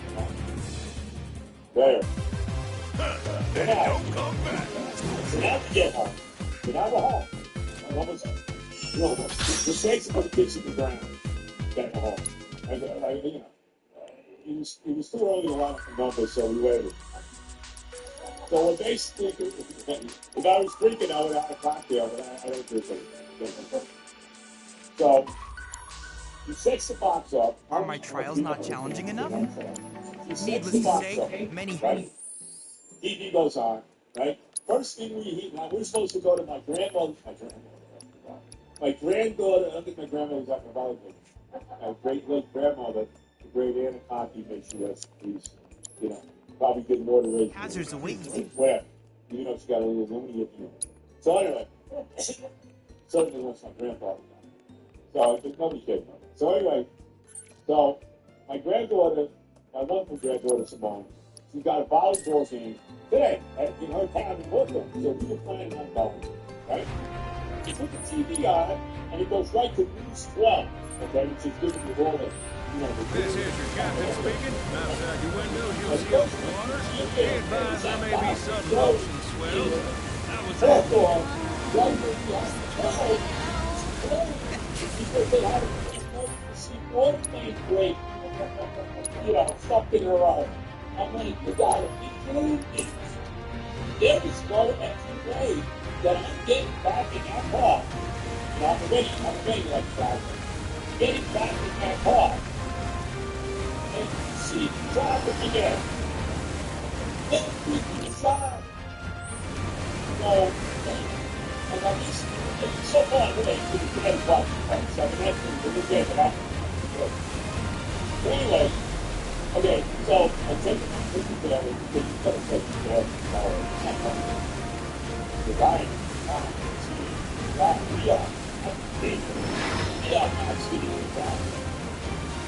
don't care where the hell it is. So I get the call there, I get the call there. So, we couldn't do the podcast tomorrow after my brother for this 2 hour, 5 a.m. to 7 a.m. radio show. And that's not good enough. Taking out, but I was right. Keep your wits about you, Lab. Beyond this cave lies the land that appeared during our proto-relic pursuit, Gilgamesh Island. There's no telling what trials await. Analysis time? Mike, wake up.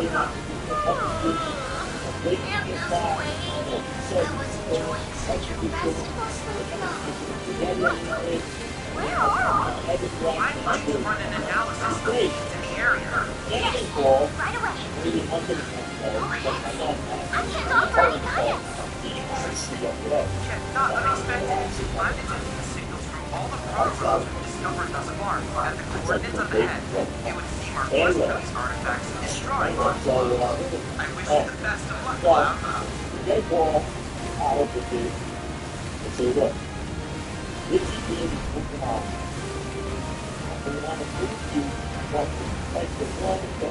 Spot outside of it.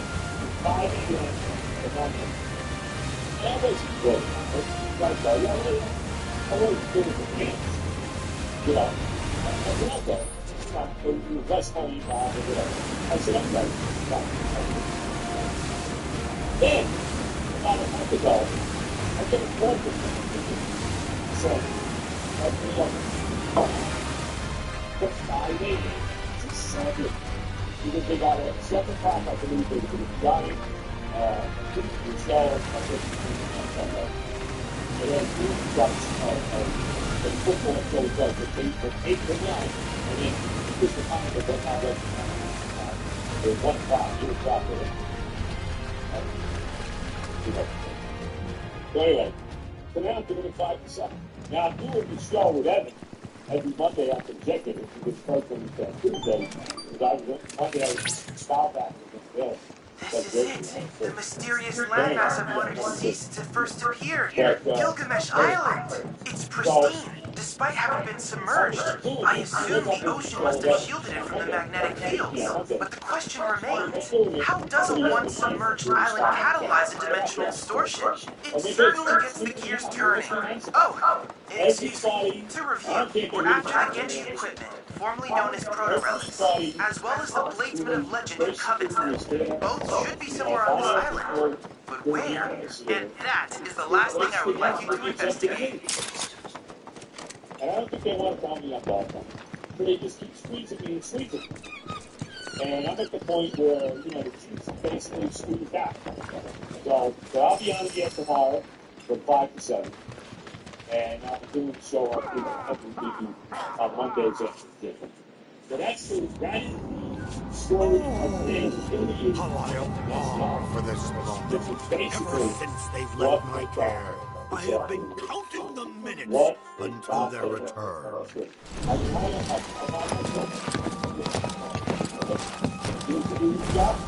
To the rightful owner, the swordsman Gilgamesh! Yes, you rogues, 'tis I, the Genji's chosen keeper, and I demand you relinquish them forthwith! My wife, she was still supposed to figure that she was making too bad. That's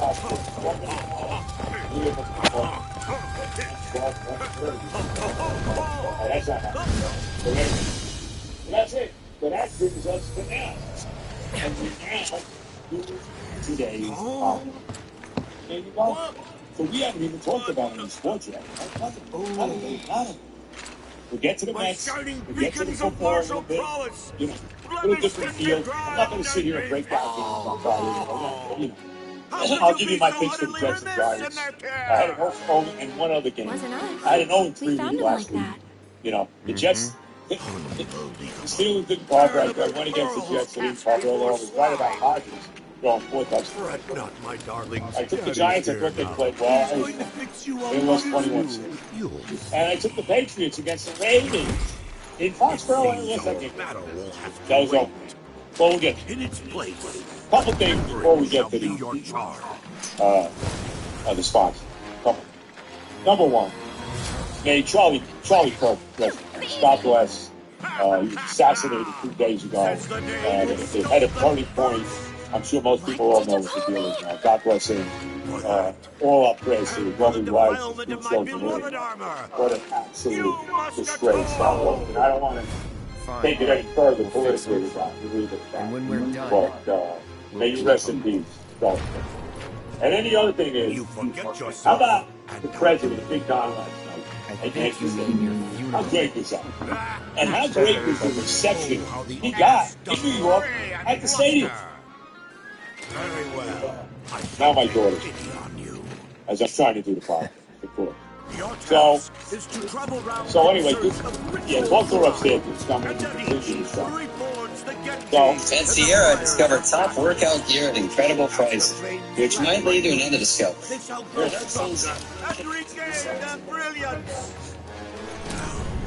Go forth and fight. Hasten their magnificent rebirth. This is the first thing. So the this is a great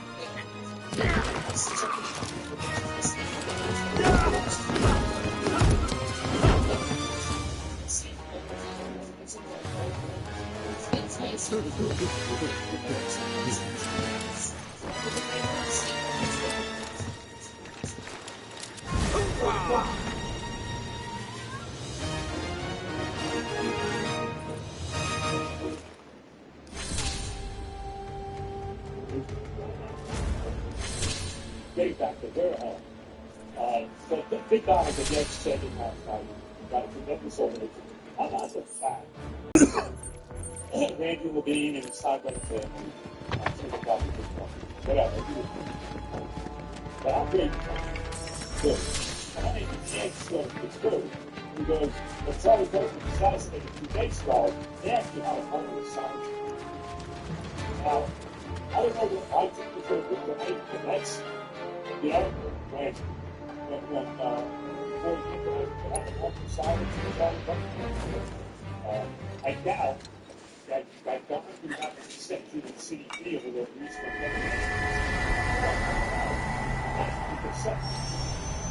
I doubt he would have to stay separate as CDP would have got from the state. But, yeah. I have to say this thing. I was so strong. What made it possible was my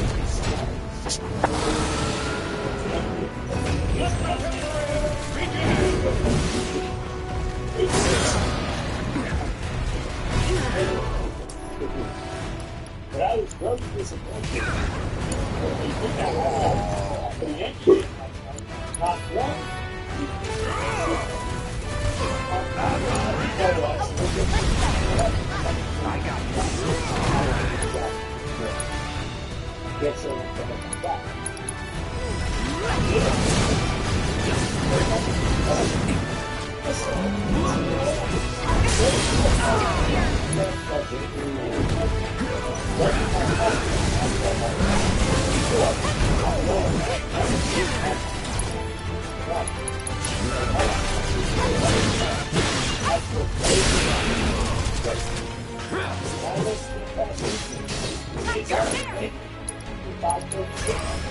got you.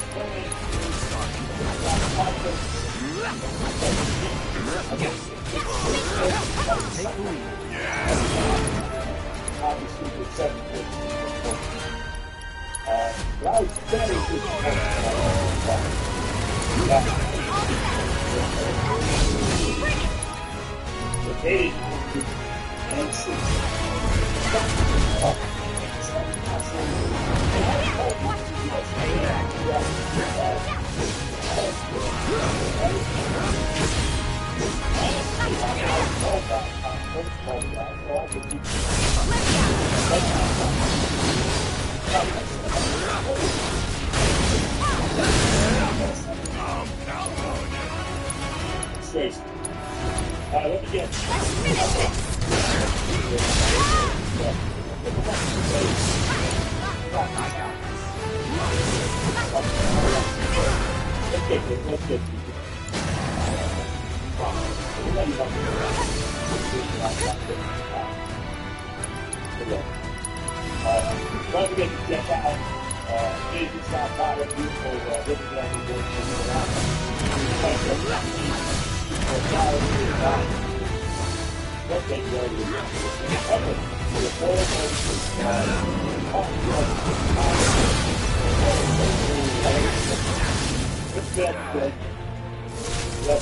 Gotta be careful.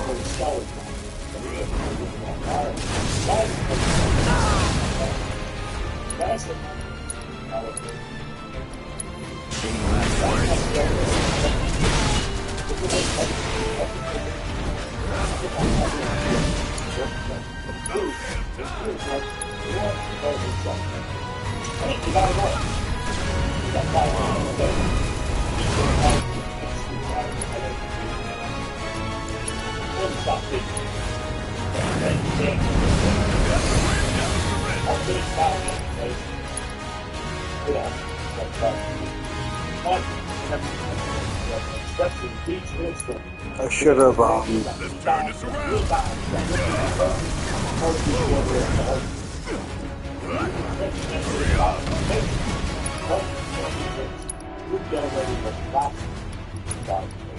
But you're stepping up the sun, explore the local job. Open up to the power. What's the other exactly? Never again.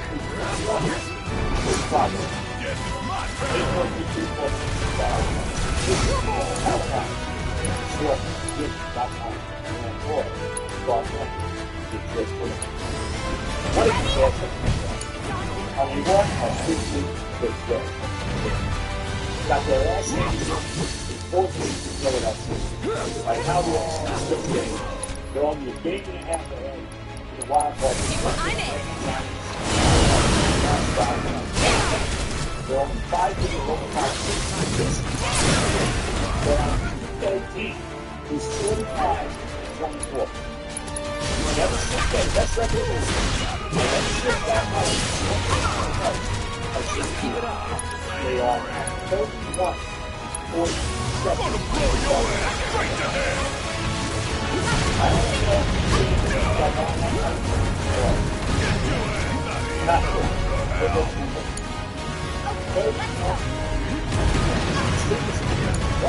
My turn. I mean, starting with outside of the 2 gigs, okay? Outside of the plane, and scroll. Starting with same this right here. When I hit this ball, the girl is not going to Peterson is stuck. And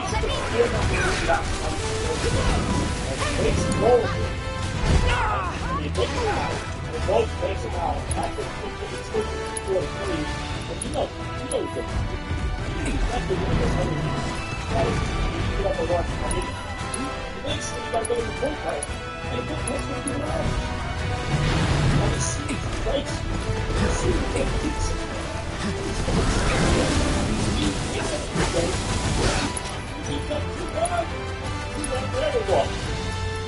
whatever. But that goal plane stinks.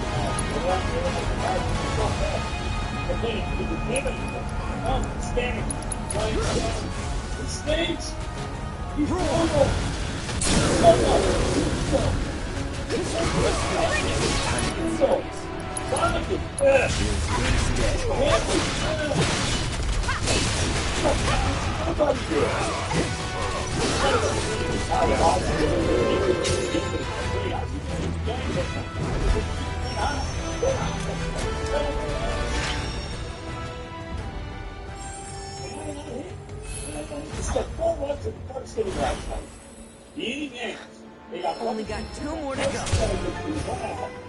McNeil is a bull that the pitcher Luzardo catches and doesn't put himself in play. They might as well end the game like this. They didn't get another hit. They get another hit. Luzardo went to go 8 innings and it was 6-4. Yeah, Diaz, the 8th inning, that's going to 1 through 3 innings. But he loses by 2 runs just to try to keep it close. And the big guys got up in the 8th inning and he did nothing. What a disaster this team is coming back to do.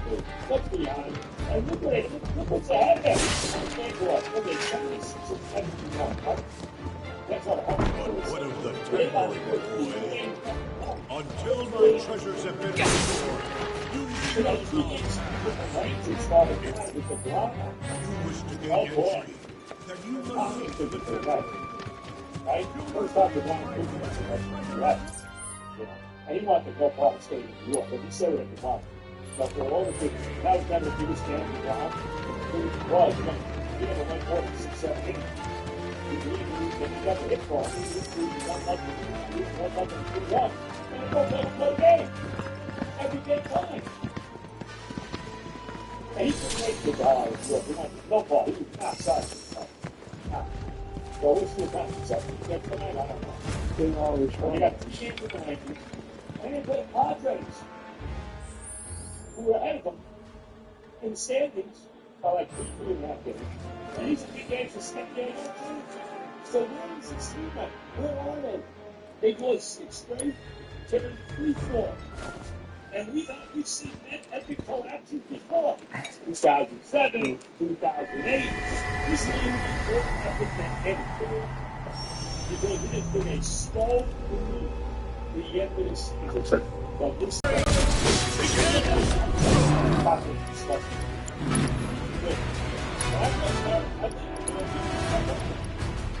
you gotta get 34 minutes to take it out. Watch everybody do stuff.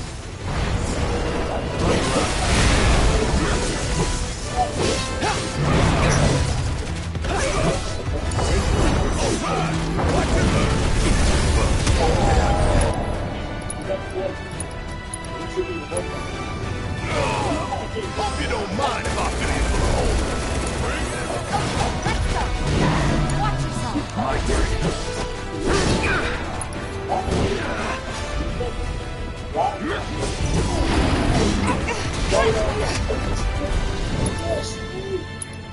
These guys were trained to set off.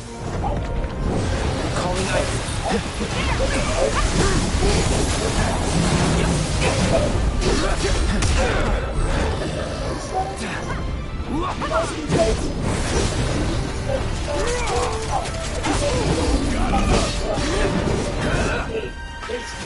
Keep it together. Everyone's coming through. Enough. No more words. Any last words?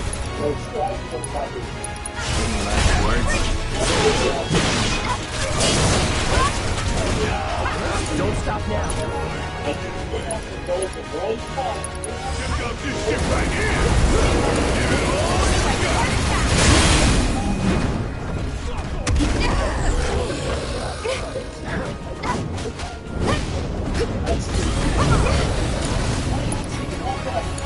Put it, yeah. This one right here is for the planet. I got this. Let's finish this.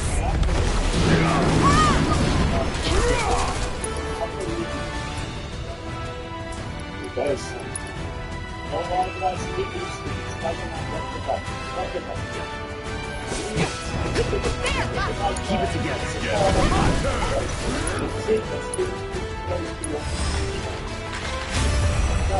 Give him a show, will you?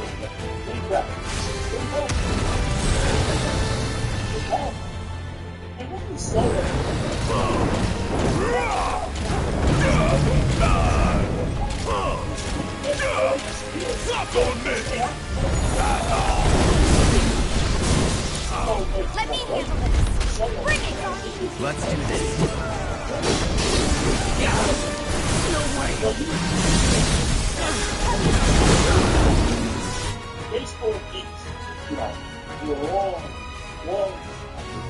hope the Yanks, hope the Atlanta, exit D-Roll, bullshit, okay? Bull, I take something. One exit, one outlet student, reverse.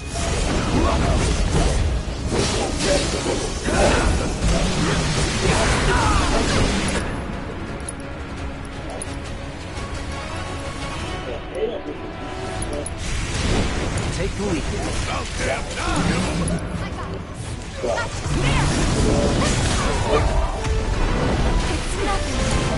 Stay back.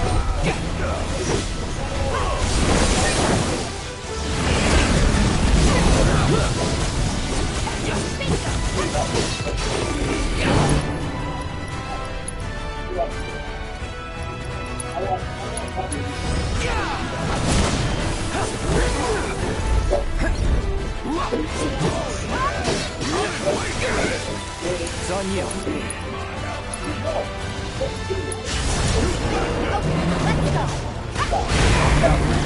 Going all out.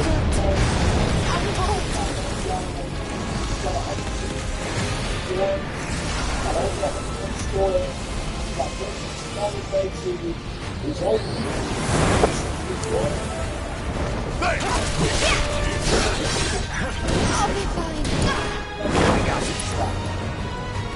You're out of luck. Don't think you'll walk away from this. Deal with that.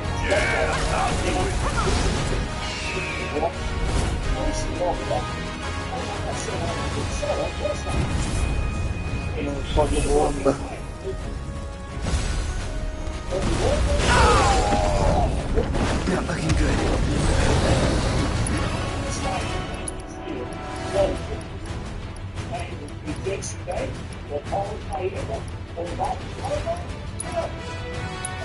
Got some fight left in you. Give him hell!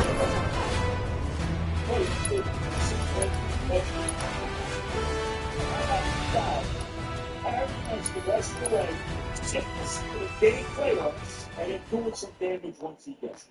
I'll let that go. And I want to get back to Pete again. This is the local Steve, okay? Too Stevie. Alright?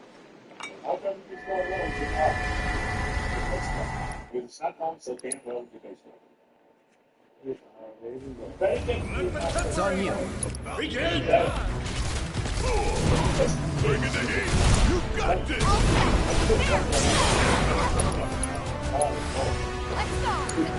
Hang back.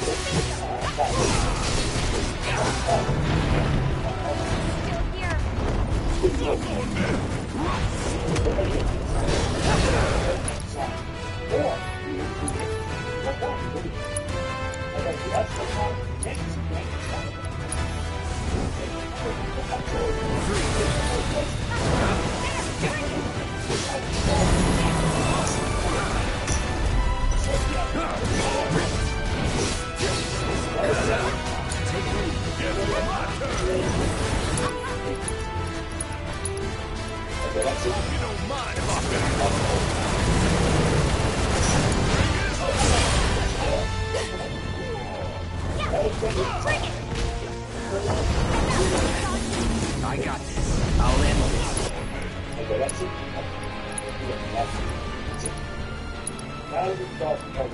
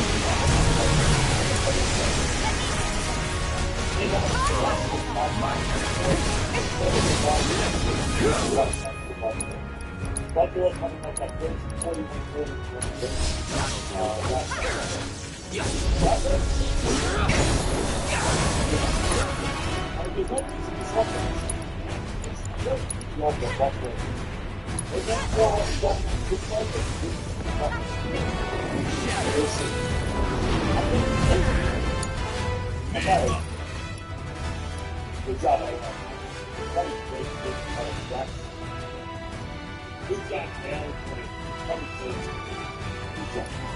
Well, that puts your money in your pocket. And you go to the top. There's sorry.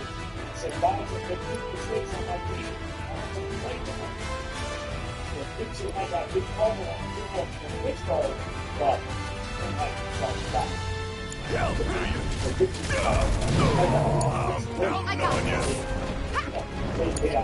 Hang deal with that.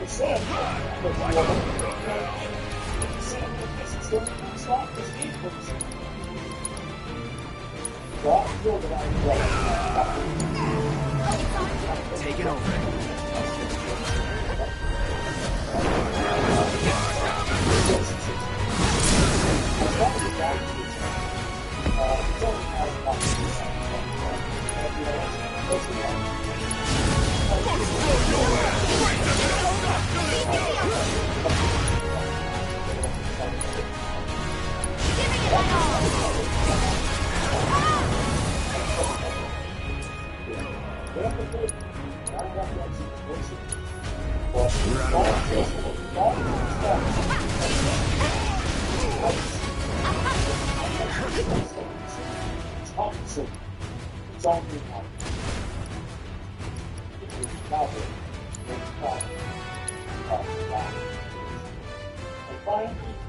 I like the Ravens laying 11 after that disaster against the Jones last week.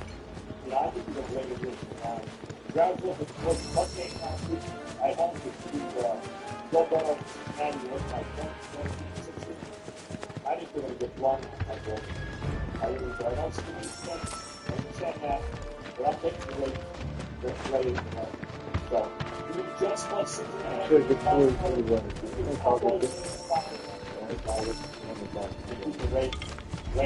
Kind of agree with you. There's my pitch for this movie. The NFL.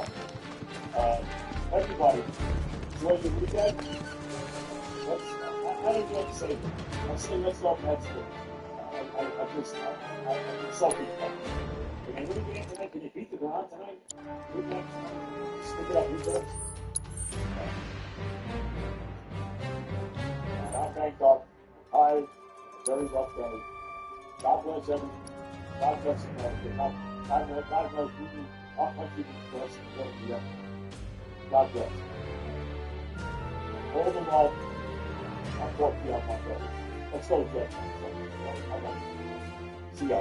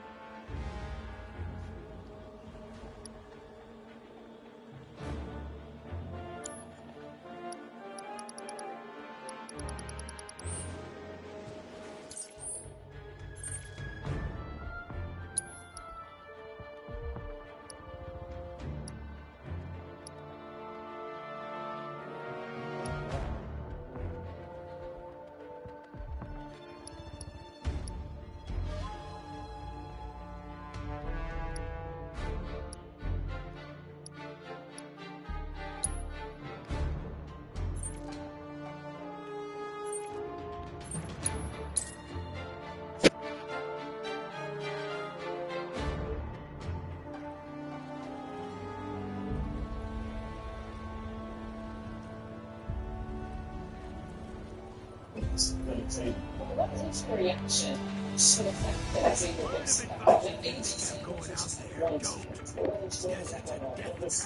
First you got your sandstone. Get hit by one of those and you won't know it for a while.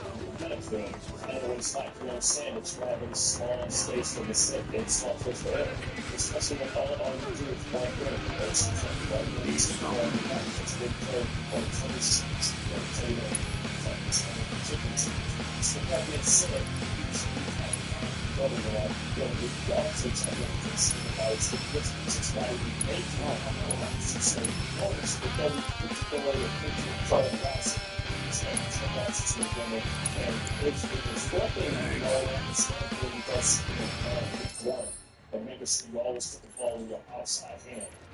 You know, that's kind of, but it's messages. So what is that message offer? Well, since that's like, you can't do your job, you know, that's how it is.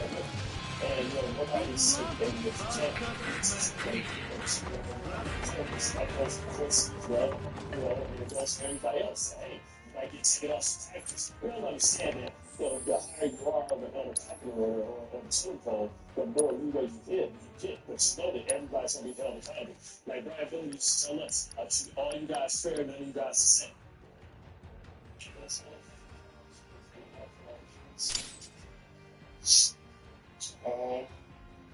Been together for a while. Very disciplined, very sound. Thought to have more of a light big but don't break style defense. So, you know, it's going to be a lot of, you know, smuts and making mistakes and being chunk plays, kind of just methodical.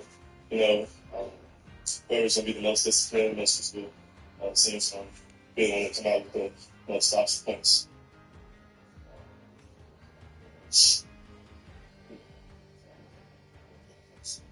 Yeah, he's a game changer. That's something we're going to have to take advantage of, but I'm sure they have some really good players over there. He's a very great player, so Thanks to your I'm sure they're going efforts, to miss him, this but area has been regardless, fully surveyed. And yet, this is only the beginning of our adventures together. I'm excited to see what knowledge awaits us elsewhere.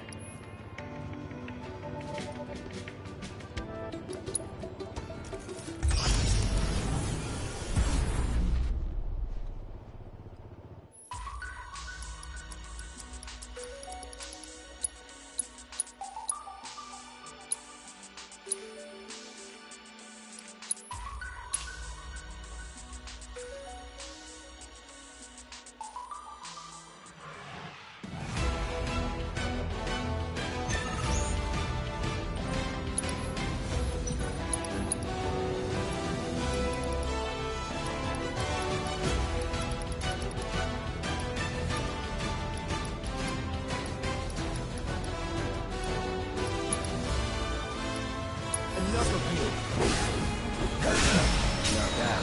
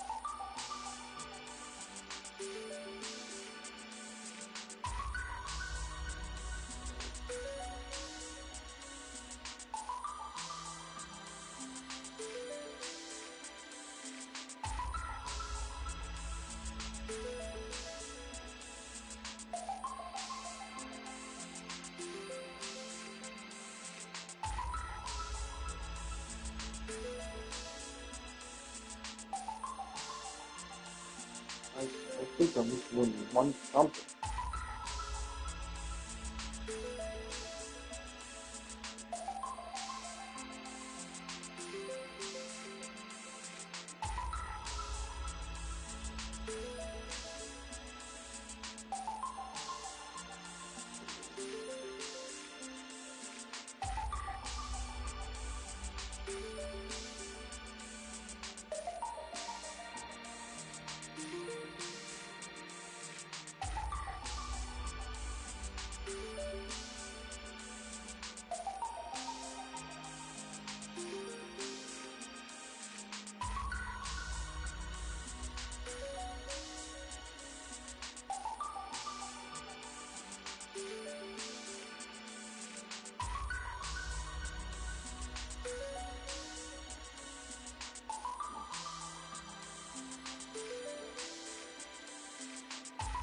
Double. I'll take double every fucking time.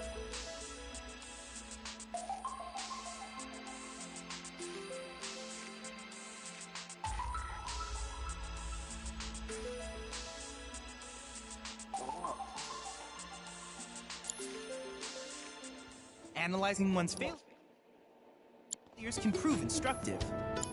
I can't.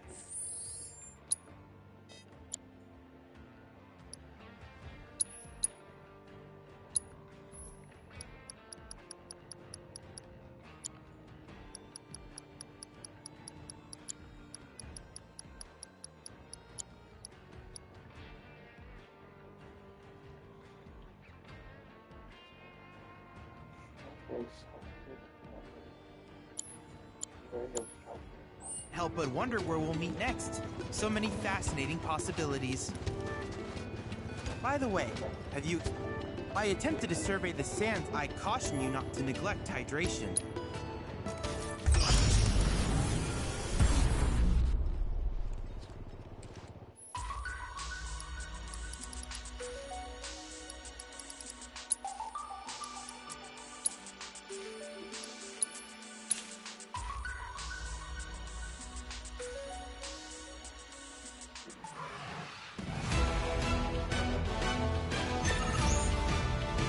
Go on!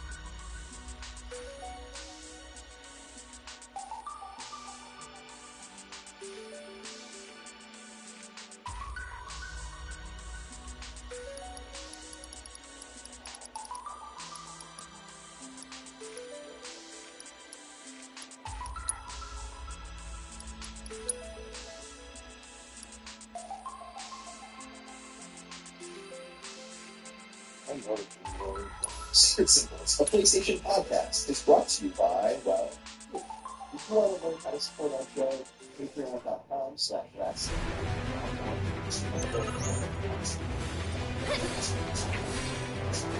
Here it comes! One more shot!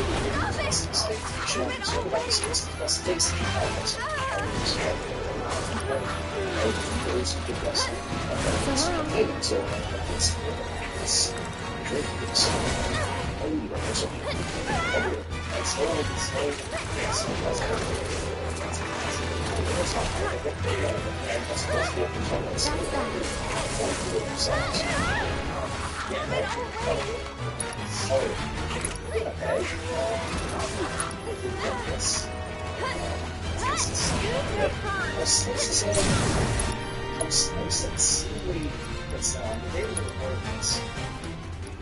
I think we're almost gotta dig deep for this one. Stop it!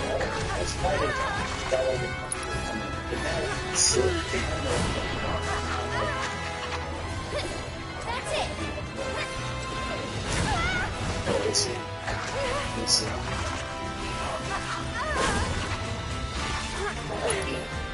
Where's my beard? Stay strong and carry on. Get him! This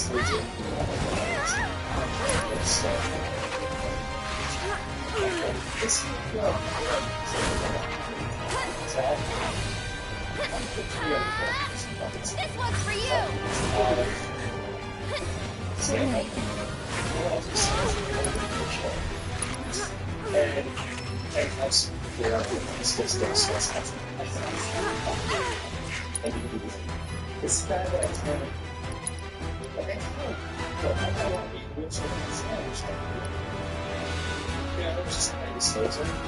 I think that they'd be very friendly.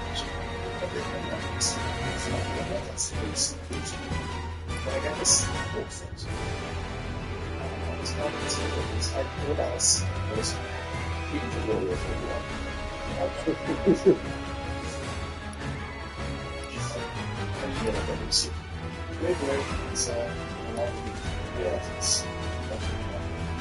Yeah, it's good time I guess to be in the news agents, but time to get it. So I think we get away from politics and sort of things. That's what I'm interested in. I really think this with the folks and try to get around the sidewalk.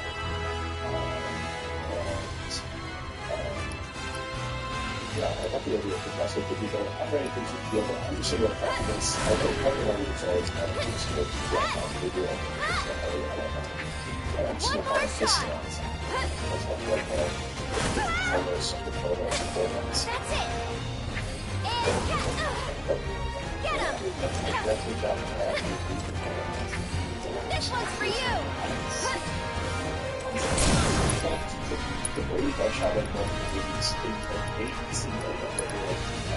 You'll make it quick. Lend me your strength. Moving on then.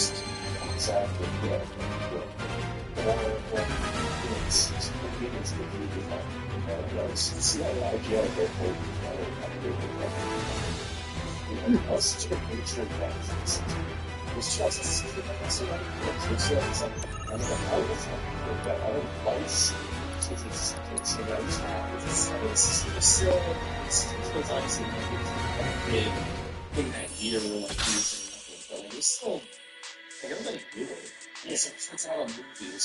Whoa. This is kind of like more popular technically with the audience. They just did not have that. Like, fans, I'm just surprised they can't get offended by movie actually. Endless replayability is the simulator's greatest strength. I look forward to seeing what new discovery. Do they really? Wow. Yeah. I'm not. Yeah. They have movie bombs. I thought that's many. I guess it's animation, so it's kind of different. But Beavis and Butthead Do America. I love that. It was a good class. Right. Oh god, that was awesome too. I remember when Family Guy got canceled, and it's like it was going to be gone forever. And I bought the DVD. Remember those the DVD box set that everyone had? Was the yellow DVD box set, and that was going to be like the entire Family Guy, and then it just came out, which was awesome. Yeah, that was. I feel like every elder millennial has that DVD box set. Like, I have like 5 of them. I have all 5 CDs. Yeah. And for some reason, they continue on with me. Like, I've thrown away, like, all my CDs, like, all my popular CDs. It's so fucking amazing. I'm like, oh, I gotta keep that. That was even the Sopranos DVDs. When I left California, I finally got rid of them. What was funny is that my PS3 broke. That PS3 broke with, like, disc 2 of 3 in it or whatever, and I had to split it with Sony, and I never got the disc back, so I had, like, the complete series on DVDs for that. That one fist that was funny or something. Anyway, yeah. But it made me remember like Arrested Development was supposed to have a movie theater. Right. Oh, yeah. I imagine that's the same film. I would have loved that. Yeah, I wouldn't have loved that either. That's cool. Community was another one that's still kind of happening, right? Or like something like that. It's like interesting children. Yeah. It's still it's a good way to celebrate it or talk about what went on. Yeah, to stick around. I'm interested to see what happens with that. I've been watching that for like almost 15 years at this point, so I don't know if this has been a consistent thing, but it's incredibly sad that this is the end. In other words, every time you go into a season or even on the movies, you go, all right, they're going to be boring. Now we have to ask ourselves questions about like how it's going to end, and I'm so nerdy is that I want to see some movies and I'm so it's going to be cool. Alright. Enough of that. Different sort of time. Metal Gear Solid 3. The form of Metal Gear Solid 3 years from now, August 28th. We're pretty much around fairly quickly about much time. The game is very easily. Probably obviously have this publisher and developer, but really is by this, which is a contract studio of massive size. More than 4,000 employees. They've worked on everything. They have a pretty close relationship with Sony. Actually, they worked pretty heavily on both Horizon and God of War, I believe.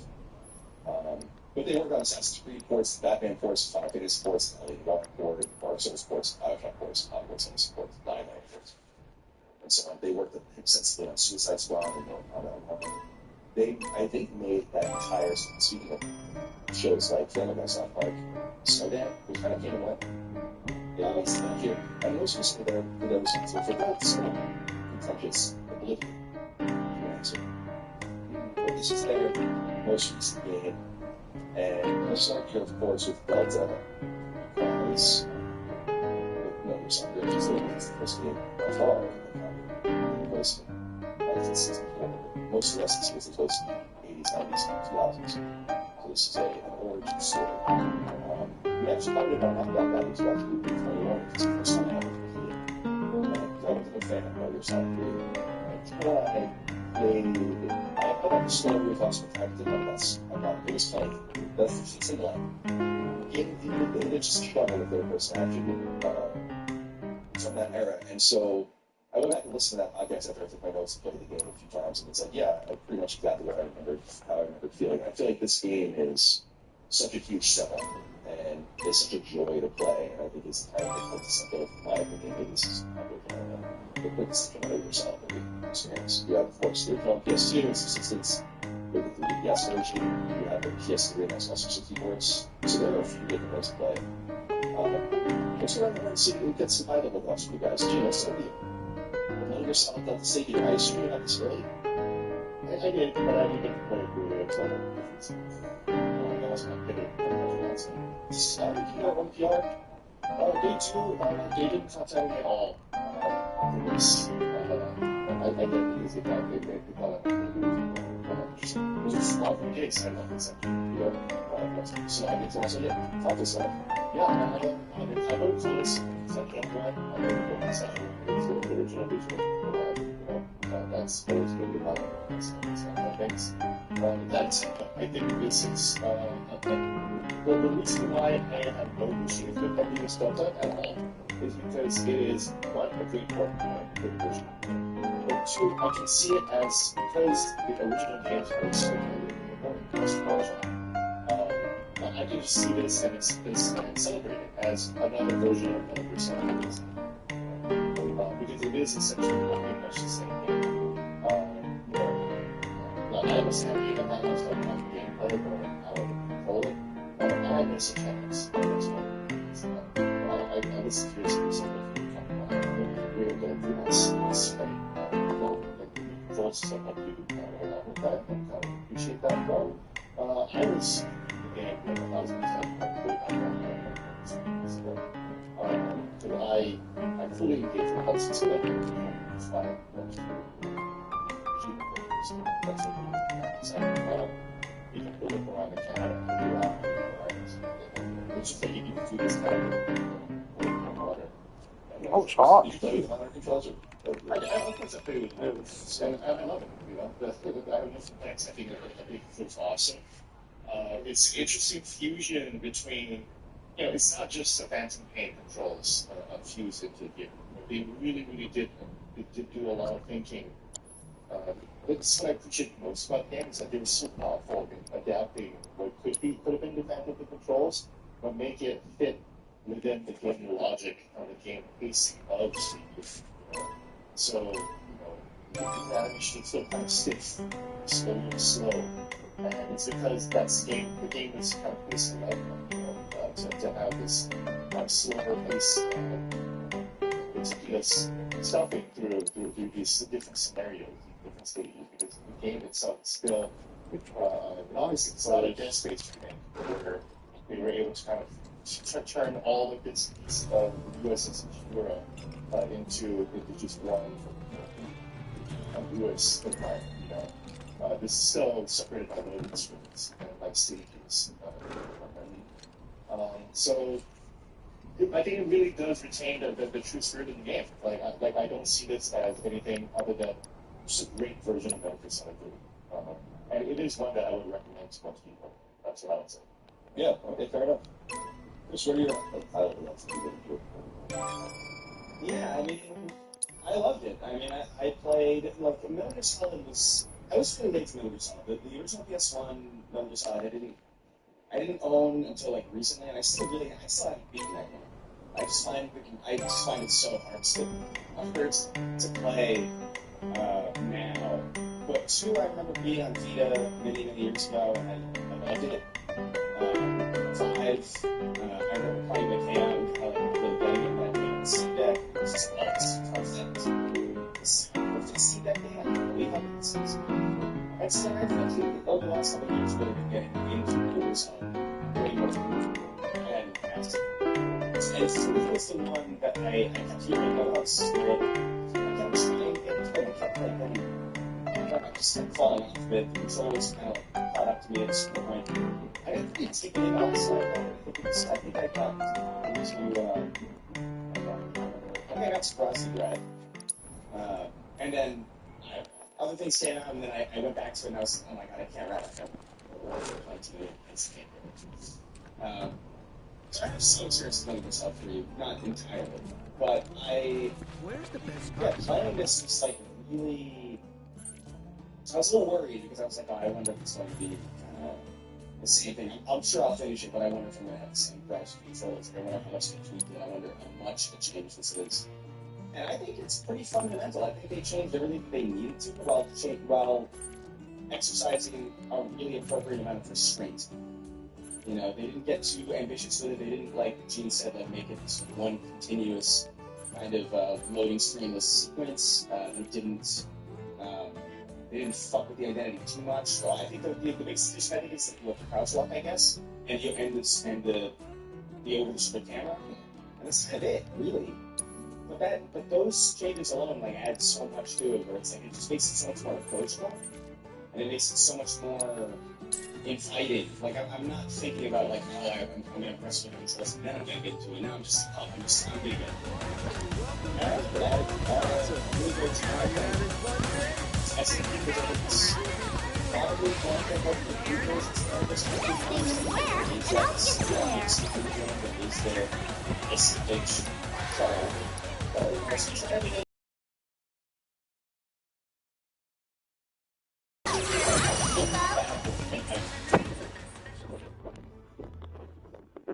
And here we are.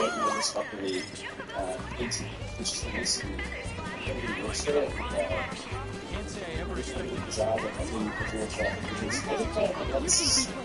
Hey Ben, you treating your chocobos right? And I feel Catch you like later. The following races are scheduled for today. this is kind of the original one. Yeah, just I really loved it. I'm about playing through it again. So we can talk about it. Great game. Cool. Yeah, that's something to show and we'll obviously get more people into it because I really loved it. It changed my whole view on Metal Gear Solid 3 as with the entire package. I think the reason that I can tolerate Metal Gear Solid 2 is so that it's very good for its Metal Gear Solid 2 it's not the people never quality to do that. It's like I was familiar with the game at the time I played it at the time. You know, it always reminded me of my senior year in high school, and I had to try to back for it, and God, which is useful. And I just sometimes coming up with it, so after you started with pictures of that you were sick. So I'm trying to think of the notes that just all the little play that I was a little bit complex. So that I'm trying to marry something which is I got extra as an interesting one. Played this I don't know if it was to do in 2007 in California. So playing a lot of games, I think we should figure this out. I remember to follow system. I remember learning a lot to what I felt like where it stated kind of with this notion of very with the situation. And being like, don't you want to see? Don't you want to see? Yeah, it feels more tedious than fun. Right, exactly. It's a weird comparison, but it's not a lot of one grades in a school subject, and these spots are totally different. And I think that there's those are great games, but it's like they were afraid of doing the same thing, and by the third game they seem so big for that time to be like, alright, here you go. And we're going to go back to our game just to figure it out. Right, yeah, exactly. Realize that's it. I felt like it's very stuff that right before the project, before. I remember playing like the first games I played in college, players through all the games I was playing the game. And I remember thinking the same thing all of this time. I just feel like I want too much of this. I want to really work, in a game. And for some reason, I just felt like that was the final system. And plugging it out into the house for legs. And then I moved on, and I went back to play Instinct 2041. And then so I played it earnestly, people voted on it, so what will they for not that episode of the voted for us to play by yourself, right? We eagerly await your return. Yeah, Dave was one. Taking a good memory I have of Dave is playing the original All-Boy Master Guide in this board, which is I don't know, it's so funny to see it. It's this kid, this game, to this day. This is a fucking game. It's just been grown up and just so fun how it go off. That's really weird how you'd see that. Like the original Metal Gear that was my favorite video game was the comic books and the original Metal Gear comics. They're just one of the great ads in that. So I'm grateful, I guess, to episode of Metal Gear Solid because it just did with some of the gameplay trappings that bothered me. It's also allowing my mind to be more open to other things I was listening to and understanding that. So you're not struggling with the trauma Trusty of Guide being Google able is to at your service. safe-based, kind of And away first-person see. And I remember on PS2 it used the actual. And here we are. Buttons, right? I just kind of remember something where you hold it down a little bit. Spectating not enough? Want to step inside the ring? Head to our entrance. So it's funny to think to themselves when you always try to use it quick, right? So I should always do that. Right? That's what I'm saying again, is that through my mind speaking to what I was, and because I coded me in that fun, it's just kind of like sometimes I never did very long just come back actually, so I'll go eat shit down on the circuits. I'm just going to be name something and get something from there.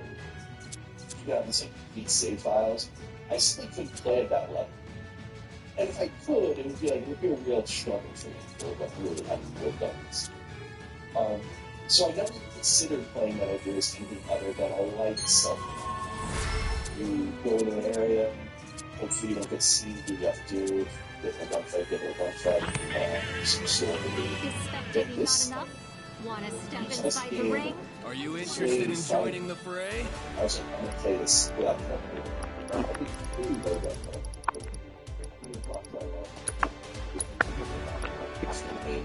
And I adore it. So from my very limited perspective of not being a huge fan of the original, this is the way for me. And for anyone that seems like they're familiar with what I'm describing, you might want to consider a lot of times, maybe it's not very expensive to be it's just so fucking good. That's the thing, it's just so good. Kojima and his team are so thoughtful, it's so clever. You know how I feel about alternate history, it's all steeped in that. And what I love about alternate history is that most is real. And I'll get into that. There's little tweaks and supernaturalism and all that kind of stuff. It's just good. And two things. It makes you want to play all your stuff for, which I never know.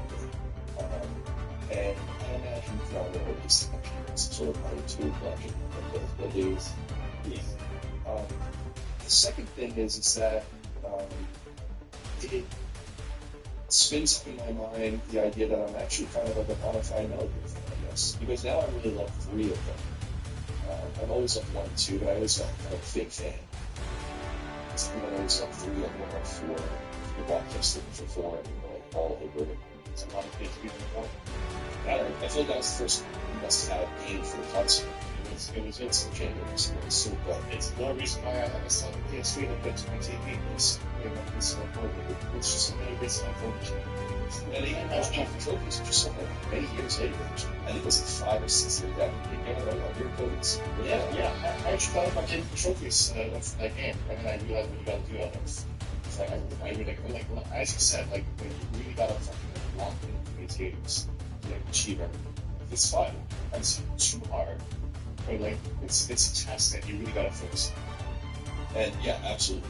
And so yeah, we'll leave it the high level thoughts there, but let's get into the alternate history stuff. I'm curious if that's else. Like Metal Gear Solid 3 is special to me because it was I saw the trailer at E3. I was there at E3 when the trailer debuted. And then it was the trailer when it was showing like writing. It's like, it's switching. I was like, it's going to be writing kid from Metal Gear 3. And it was a trailer where Snake is like placing his butt really slowly down on his chair. And it was revealed like, oh my god, the way Kojima is back. It's directly Metal Gear Solid 3. Like, that was in the air, because he said that MGS2 from the last one. Why did I not do that? Was it 2004?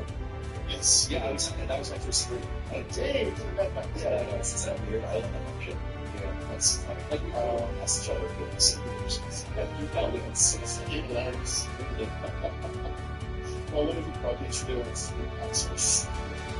I had another one, dude, I was an intern at IGN at the time, so I was bitch work before people had FTPs and like ways for you to digitally download access to something. You probably remember this. You'd have to go to every booth and get their access.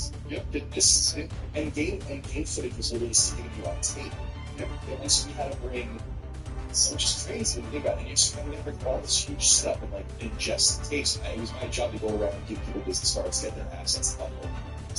Yeah, you get the little thumb drives, but definitely CD-ROM at least. Right, definitely.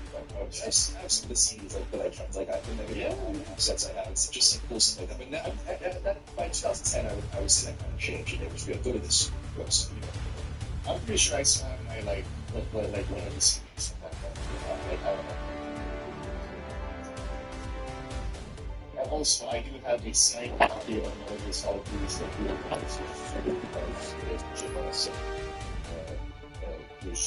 Give us a holler when you want to throw down. Yeah, this was like way before I became engaged. I was just a fan. I was LA. Shut up all the time. Yeah, that's the shit.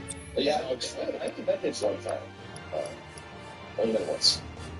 Usually you go to him. So if there was like an event, we go to Japan. I can't remember once. Actually, no, I don't think I was in it. I think I met him in 3. Maybe at a PlayStation conference or something. At least they were showing out over selling. I don't know what it is. But I have no stories of it. But the guys, my partner, was like a huge Vegeta fan. And he had some, I think probably still has some sort of relationship with Ido. Yeah. I mean, because they did their whole Final Fantasy studio thing. Like, Vegeta was part of their open quest. Right. I was very focused on different Jack. Like, so having access to those kinds of people, I made relationships with Vegeta Fume, Koji Igarashi, Hideo Baba, those kinds of people that I love, the more nerdy, very more obscure people. So, you can actually use those. And I have those signed Mega Man games, those signed Castlevania games, all that kind of stuff. So I get it. By the way, shout out to, just real quick, I feel like I forgot it. Shout out to Konami. I feel like they're kind of resurgent. Something's going on over there. And Silent Hill, Metal Gear, the collections, and the greatest collection by Alan Krauss is supposed to be excellent. I think it's really overpriced, but it's supposed to be awesome. If you don't do good in it, probably going to do that'd be great. So, they are doing Castlevania. So Castlevania and Legacy Dash, they're great. Those are great too. They're really good, actually. They're like a bunch of art and music and catalogs of information. It's good shit. So I'm rooting for that. But anyway, let's get to the history. Cold War. Just after the Cuban Missile Crisis, 1964, takes place in what I think is a fictional part of the Soviet Union called Silinoyars.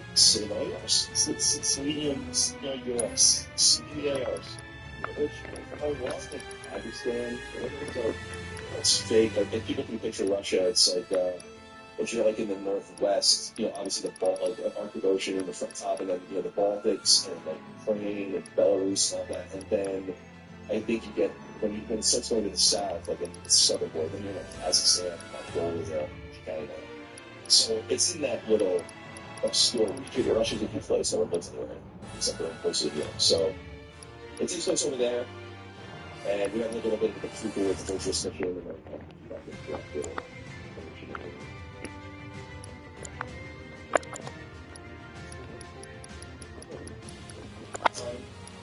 and it's so good.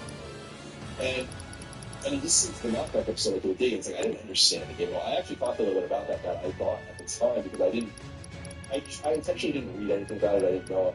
I thought the game was a simulation because I was like, it's played so far before everything else, and I was like, oh, this is some sort of retelling. There's Ocelot, and there's Snake. It was so wrong. Like when I talked about that theory that when I read it, I was like, oh, I totally misinterpreted this entire game. So this time I knew more about it, and so I started to really read about the depth of it, and it's so good. I love it so much. Chris, are you a Cold Warrior? Are you into this kind of sort of tense moment in American history? Is it a good?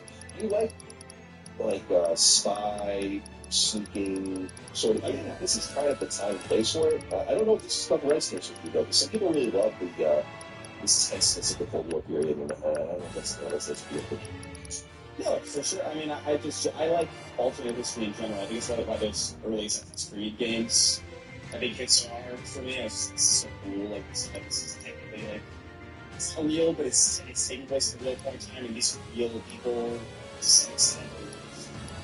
I dig it. I think it's a great time period for a game like this. I mean, the idea of, like, infiltration stealth missions during the Cold War is awesome. I think there's something textualized that kind of heightens the entire thing, just knowing that. Whereas if there was any other time in history, it would still be fun and interesting. there would be intrigue, tenseness, but like there's something about it that is interesting, and the fact that it ties in like the what really happens, and like it was about COVID for X reason, and if that's public facing movement, it's like I don't know,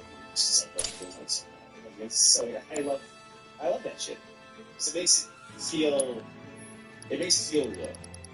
It's believable so much. What I love about this game really is like it's so out there in like a myriad way, but like it's so weirdly like believable. Like I believe it. I believe that they had this kind of Coliseum. That's I don't know what shit. I'm aware that I should, but it totally makes sense to me. Because it's just so it's cool now to believe. Whereas I want to believe. It makes me want to give you something to it. Sometimes because it's like a squad voices which are just like selling it.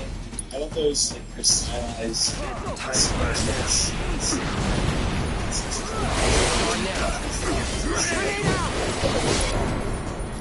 the major singer.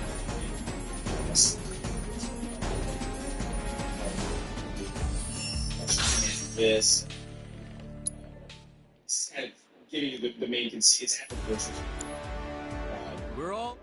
And it's just the POV of like the security camera, but it's like slides every like 2 seconds. And it shows where they're going, but you're never quite sure where they are in the world because it takes so long to update. It's stylistically really, really fun.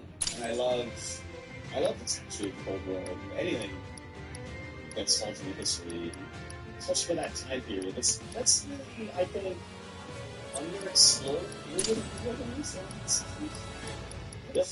like I see that all that often. The most obvious example that I can think of genuinely is like Destroy All Humans 2, which is not a real.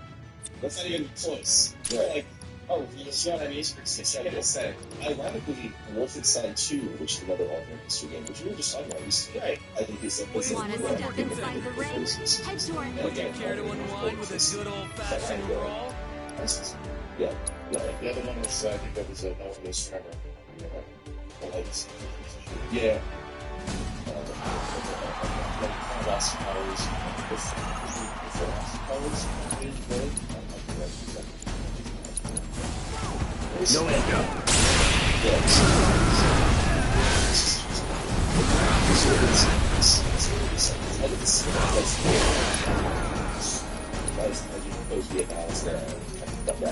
You're out of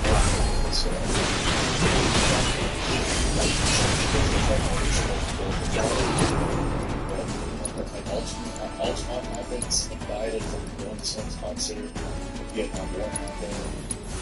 So, bundle up. Deal with that.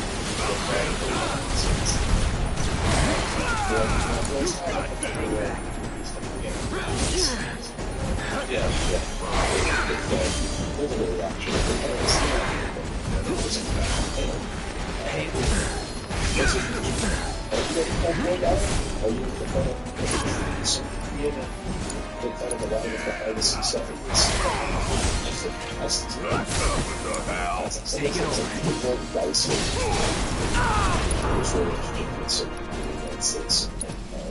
And I think like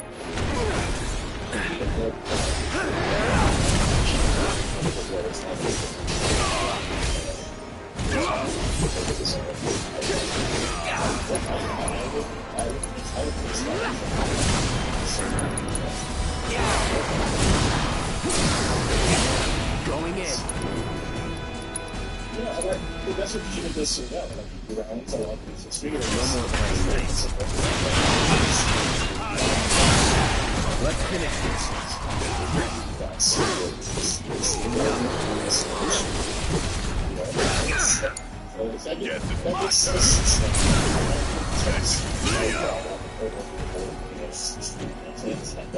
It's great. If you write this down, it's one of those trolls things. Like the Rage Comics from like 2009, and we're going to holding a magnet from this car to get like infinite video games notes.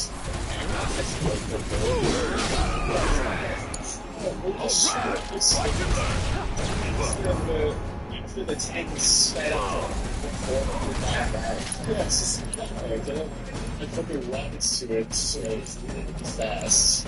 It's like, it's hang back.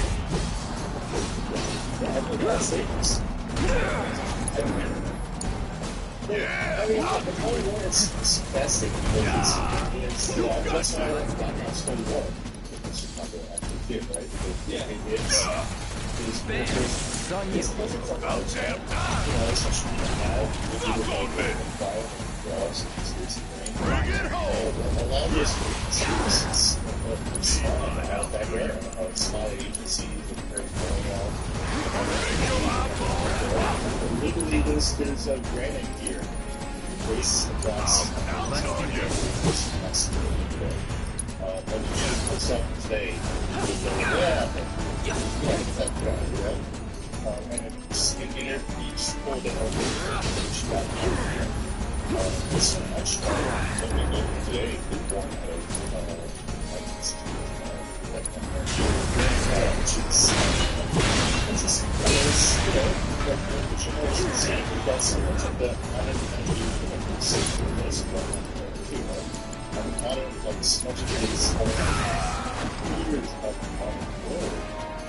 express themselves too. It's express just that. Got the fight left in you. That was quick.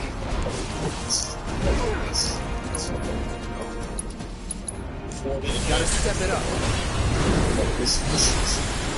Not bad. After you. Yeah. Yeah, I agree, and it's I'm especially fascinated by this.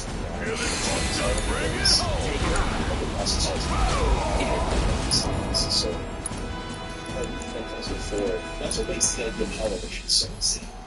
It's not so really that, it's individual circuits. Any last words? And that's what I think keep it together. Won't be nothing left of you when I'm through. Like, there's no way that you can take it over. I was thinking about Savannah earlier, and then we had kids who were in Savannah, and that was actually something like Buzz, you're done. So, I mean, I get this. The Cold War just let's do it. I feel like it was a movement. It's one of those, holy shit. I didn't get through this. No one really knows the actual scale. I don't know if you guys know the Joe quote that Joe Pat always feels like an amazing American general or civil.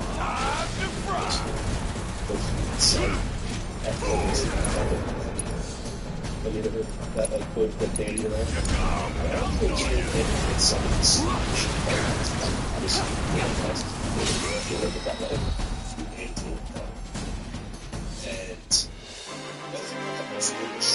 Nothing to it.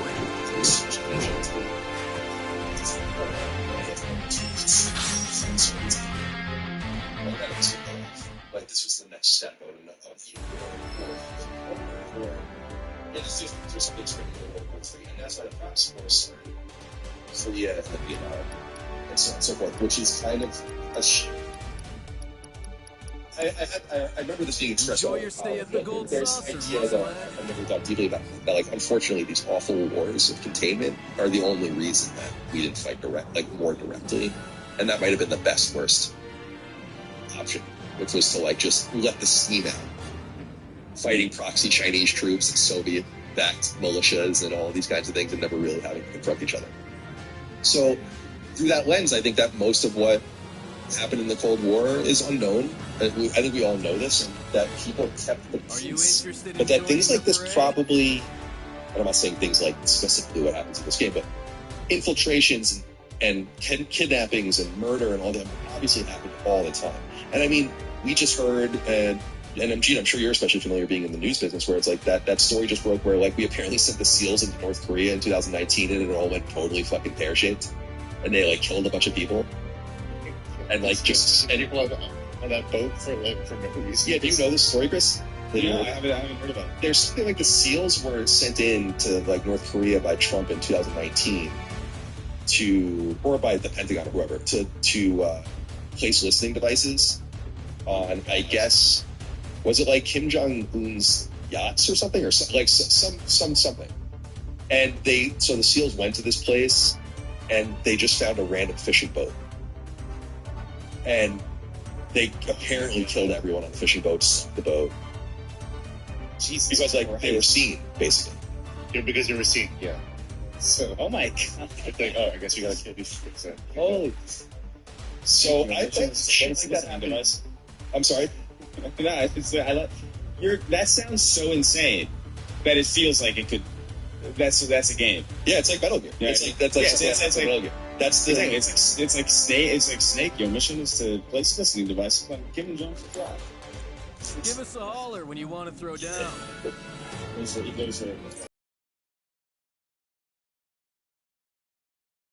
Oh no, it's very Spielbergian that they make sure you're as fluid as possible.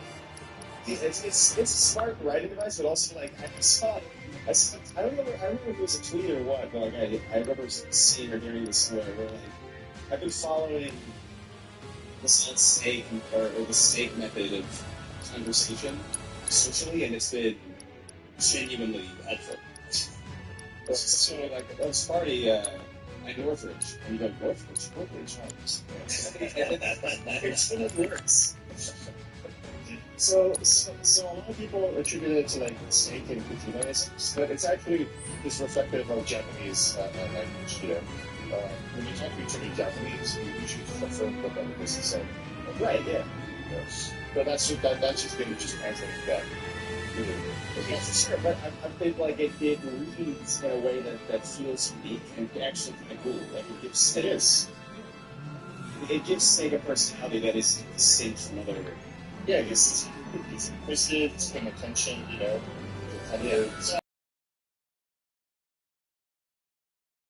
Ideas are working out overall. Yeah, I went on to the local trial. Right. That's Kojima, you know, where you're going to say, oh, let me just explain this whole thing that I just said.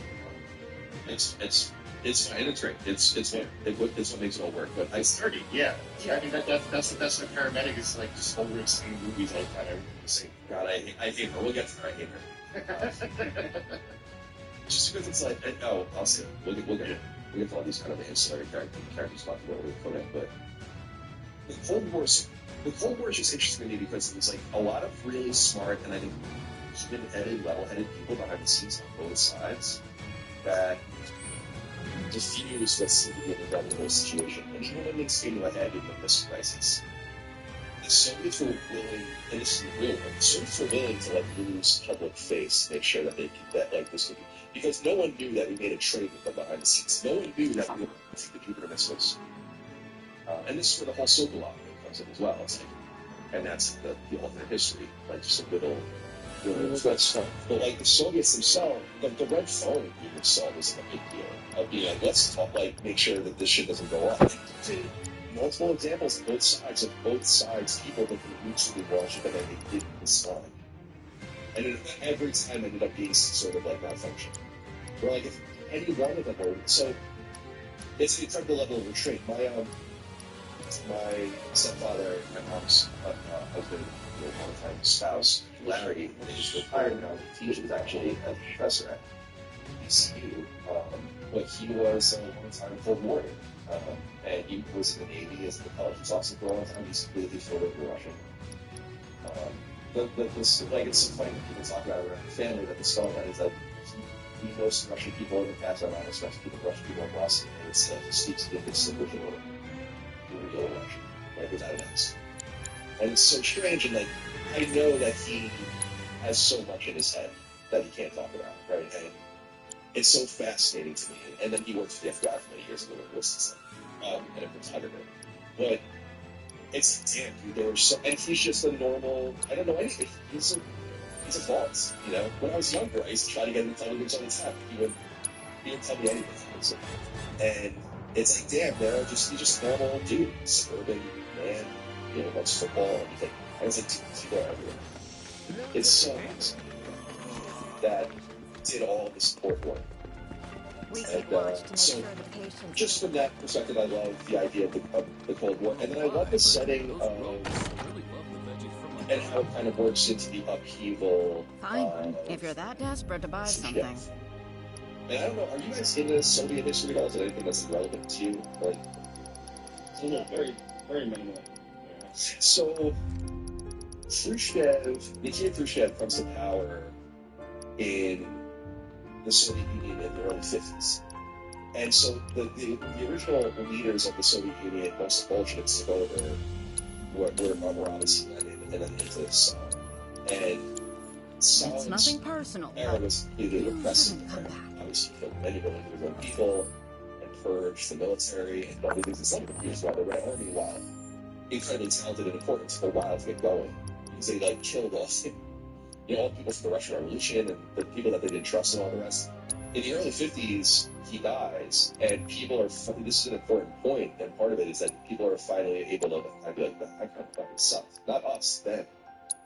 And so there's this whole revisionist thing that happens where Nikita Khrushchev comes to power and says we need to chill. We have to rehabilitate tons of people, and then even posthumously, they soften the relationship with the United States. They're more open, and obviously things are happening that are bad. At the time, Korea is kind of popping off still. Vietnam will pop off later, and things in Southeast Asia. But that is the era in which this is all happening, and this is important because there's a phone call which is so fucking awesome between Khrushchev and LBJ, who's the president of the United States. When JFK gets assassinated, I think that happens in the Kojima timeline in '63, which is what happens in the real world. So we're a year after that, and the reason I'm bringing up Khrushchev's kind of softness, and I don't mean that as an insult, comparable to Stalin, is that he gets on the phone in this sequence and says, did you do this? If you didn't, we'll give you time to prove it. And thus, make it seem is deposited into USSR as Khrushchev knows he's there, or at least knows that they're going to be doing something and try to figure this thing out. I love that shit.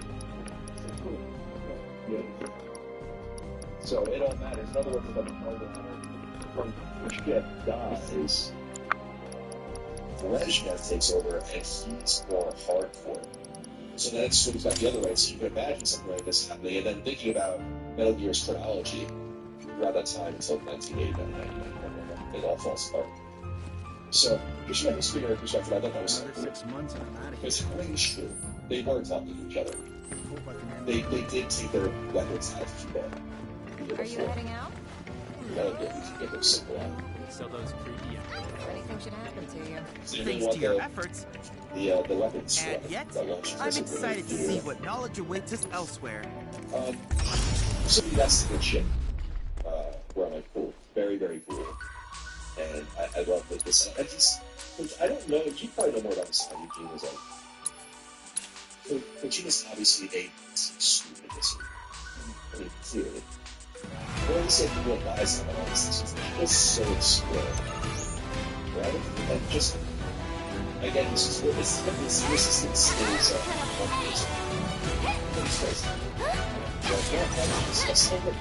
I haven't considered that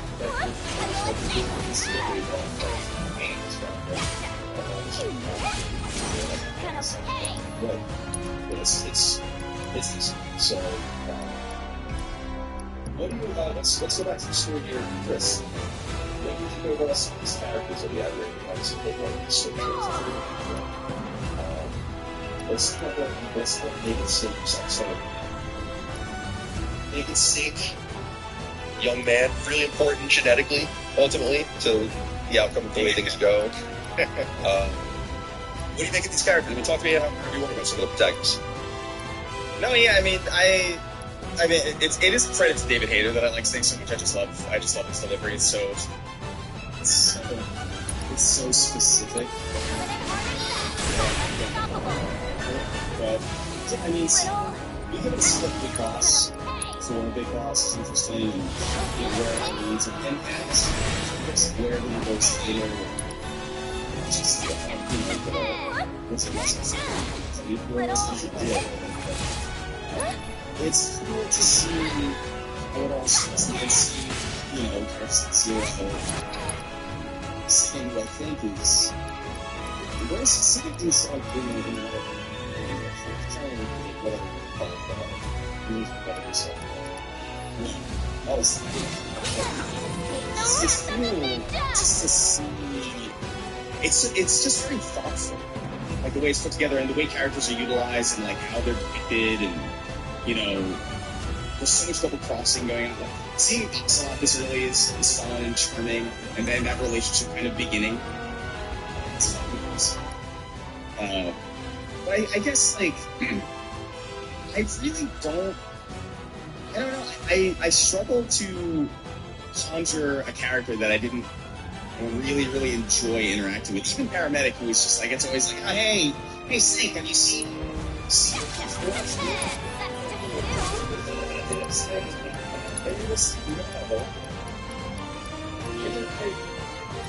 weird as fuck with this. It is supposed to be that's the person that does ultimately kind of take you out of the it's very universal line of conversation.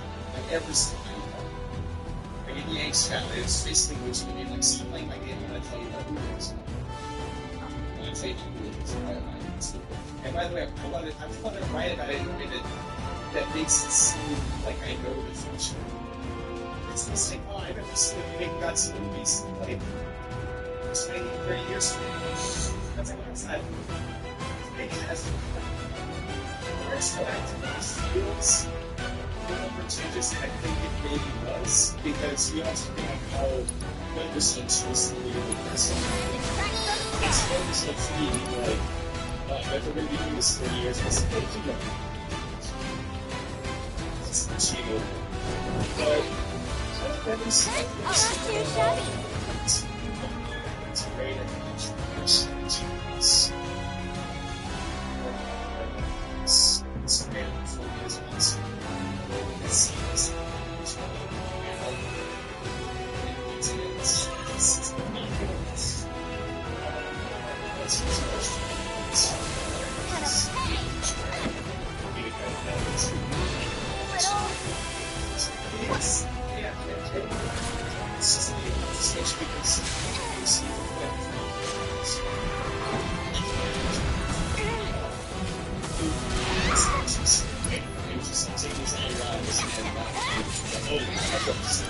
Dead, and the way it happens.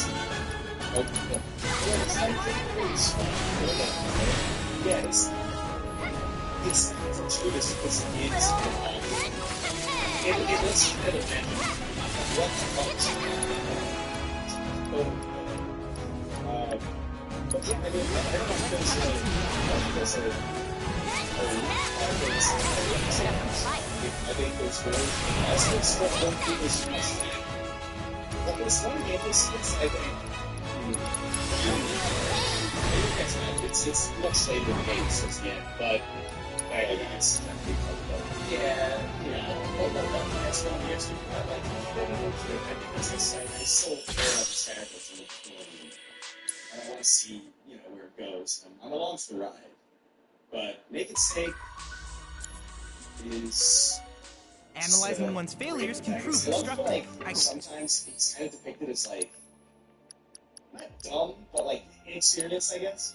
There's like a little goofy. Like there's if you call Major Zero at some point, like it'll I can't remember exactly when in the game it is because all the names.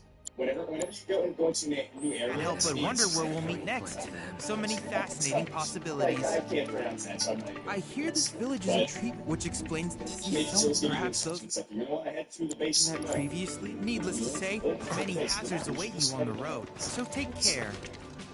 Mount Nebel strikes an imposing figure.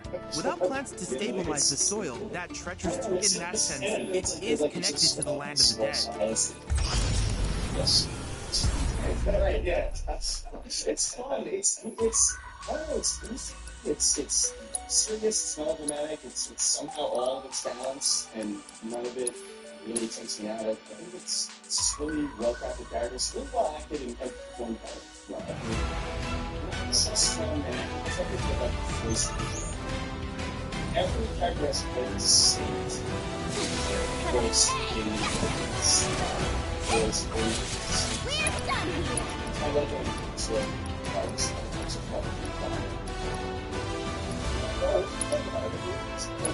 Your last warning. It's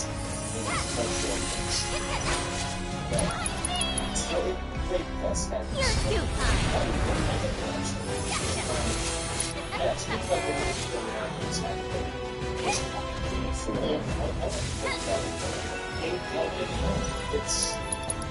Your charitable donations are always appreciated. Little... Words describe me. I'm legendary. Let's see. Talk about it. It's really cool. It's so interesting because he has skills and things. Sometimes in a game that you still has skills and talents. It's so listen to the interesting it's even is great when you know that also it's really fun that it's it makes sort of good. I always believe that the more violent success is sick for this house. He is the purest house. Besides, it was a little bit more serious. It sounds like it's already just natural. Like seeing the same place. It's like I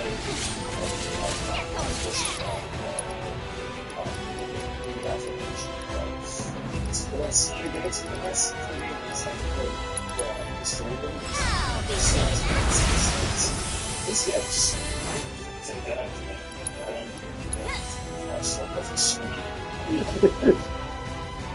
like one thing about Jota specifically is that like I love that they kept the animation because I thought this was so weird for me, but I got used to it as I continued the game. But like it's like I played Singular so much that I'm so used to seeing all these weird little animations sleep instead of just that we build done. Or like even when we leave that room and Sokolov is doing like these weird like hand gestures or whatever like that, like the fireball mid gestures. And it's like why is he doing that? I still don't know what that's for, right? But it's like, so interesting to see all these weird little animations, PS2 animations in like the Unreal Engine skin. It's like the way I see it, it's like because like, it reminded me of characters watching YouTubers. You know, that's what we are seeing cartoon villains on the good comics like that. But the bands are very clumsy characters, super as well. It's like fucking the shit that you know that you should know. I was small, right? You see cartoons, it's like a cartoons, it's like if somebody made the X-Men, the original X-Men cartoons. The movie live action, but kept all the original like cinematography, and shots and that was really important. It's like the cartoons. I was fascinated. It's G.I. Joe is and like taking like more like Steve Portals and over and because I'm so glad that he likes G.I. Joe because let's say I can read out what you have better because it's the G.I. Joe good kind of soul the master here. It's like, I felt that back in the day, and Delta reminded me of that when I'm playing Delta. It's like, I am fucking loving playing with my goddamn poster right now. This is G.I. Joe, the video game for me. I'm playing the fucking pro version of it, but it's all pro version. Yes, yeah. And I'm a guy named John, you know, who my cat is named Dr. Jack, actually, yeah. And I'm just a little soldier running through these little soldierly environments. I'm at the jungle area, and I'm at the base area, now I'm going to fight the Cobra unit. So I fucking love the Cobra unit. I think they're fantastic. It's probably... Yeah. It's like it's kind of like the best one.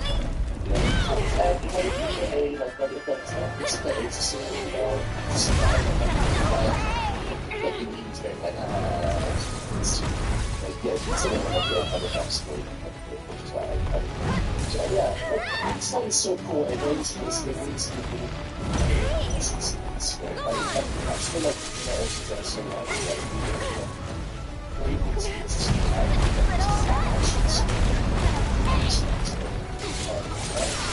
so I always thought that much more separate.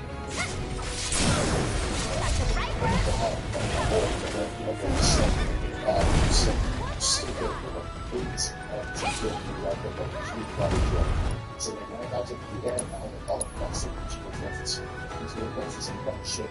Now I'm going to play it, you know? And I'm going to have like an hour, like, you know, I will never forget the first time I caught the end back in like 2000 whatever. And it was like, this is a 90-minute boss fight. I've never seen it before. Perhaps you're having an off day. I look walking around trying to find this guy, you know. And then the next sequence is like a predator sequence where you fight the fear, you know. And like he's jumping around from tree to tree, like reaping like a predator, and you gotta like turn on your thermal goggles. That's completely missable, by the way. You just miss that. You miss that. That was so funny. And it incentivizes the player to go back again. It's like, oh, I missed thermal goggles. Let me play the game again, get the thermal goggles, and try that fight again. You know. And then you know, there's Fury, which I know is your favorite color. Oh, he's so cool, man. I started to just got some dope screenshots of him during the fight. I played the game so many times, like, I just love that fight. And it's definitely like a redo. So the end is a redo of the Center Wolf fight from Episode 1. Yeah. And the Fury is a redo of the Raven fight, where it's like this cool, you know, not really labyrinth, but like it's hallways and walls. And like he's stalking the hallways as you're trying to like kind of like stealth up on him and shoot him. It's such a fucking cool fight. Like, you know, and you know, like, and Colin, you mentioned this, like you wish there was more on the Fury. I wish that too. Like I hang on to like every little thing that the Fury says. I feel like when he's like about to explode or when he's like about to like weak out or like on stake, you hear the radio chatter of like the blast off like NASA chatter or like the Russian radio chatter for the space mission. It's like it makes no sense. Where the fuck is radio chatter coming from? But it's like adding to his character and to his vibe, and like you just like you're fighting the spaceman. This guy represents the space era right now. Just fucking sneak up to him and shoot him in the back with an M16. You know, it's awesome. yeah, Mission Control, I'm coming home. It's yeah, and he's just talking to himself. Mission Control, I'm coming home. You know, it's like referencing, you know, history and David Bowie and also just like the Raven all at the same time. Like that's like Kojima genius is that like he's like, well, I love my characters and I love the characters in history and I love like movie stuff. Let me just put all that shit together in one sequence and hopefully you like it. The way you interact with the fights too is so fascinating. Like there's a lot more tools in Metal Gear Solid 3 than I gave it credit for, I guess, because I'm obviously I played Metal Gear Solid 5 already, and that sandbox system, it's like that's probably like the best sandbox that I've probably ever experienced. But and I always viewed the earlier Metal Gear Solids as like, you know, they're simpler and so like you can't really do crazy shit, but like you can do some pretty crazy. The fact that you can kill the end before you even fight him when he's like, sleeping in the wheelchair when you walk up on the base, if you find the sniper rifle beforehand, it's like, this is so sick. And the fact that you can wait real time for him to just die because he's so old is fucking amazing. It's like so, that is so sick. I just did that for the first time last night because before this podcast, because I've been doing second run and Metal Gear Delta, and I ended up at the end fight, and I was like, oh, well, I don't want to fight this right now, and some songs again, so let me just play some song for the movie. That's literally what I'm doing right now. Yeah, and then I flew the game back up, and I was like, oh shit, I'm at the end fight. Has it been a week? And I loaded it back up, and sure enough, the end just fucking explodes because I waited a week, and he died in that week. I was playing some stuff. I love that, so I never did it, but I read about it even back in the day. It's up there. The end, I think specifically the boss fight is up there in cleverness with the Separate side, which is of course the most famous fight in Metal Gear, I think still. And yeah, all the core unit themselves are just it's dope. I love, and maybe it's because I love G.I. Joe and Mega Man and shit like that. I love like Rust or like bad guy things, where it's like, here are my lieutenants, and they're all going to come after you, one after the other, you know, and you're going to have to go through a dungeon and then fight them, and then there'll be 3 of them left. And like, many of my favorite games are like that. It's not super uncommon, but I really love that. Shinra, or yeah, is that Forward to seeing what new discoveries you make in your travels. How goes the hunt? Should you require assistance, please do not hesitate to ask.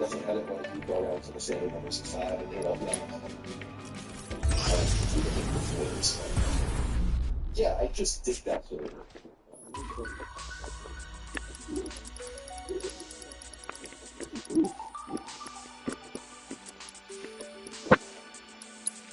I've said this before, I won't play the most always still, but like, I have those kind of characters in the games, but they must be kids, but they must have that kind of structure, where there's no people that work for the person.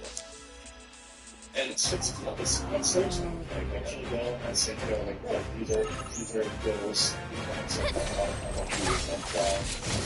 this.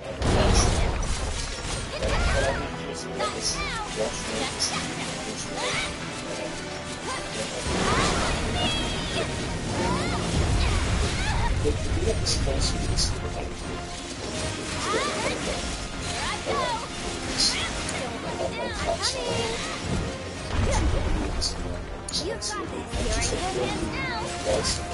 You're going down.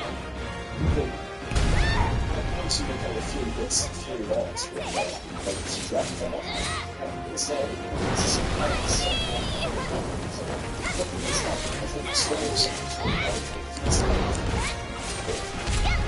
that's about it's the song.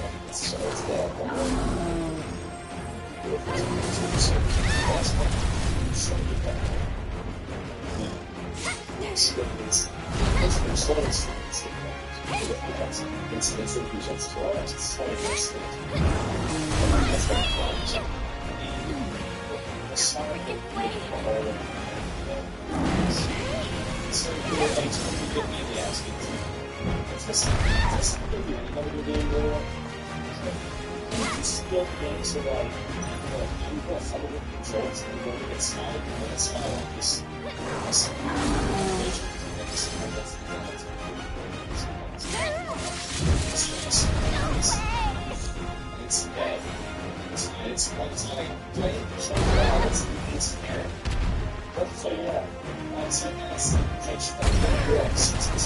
Len, don't worry. I can handle this.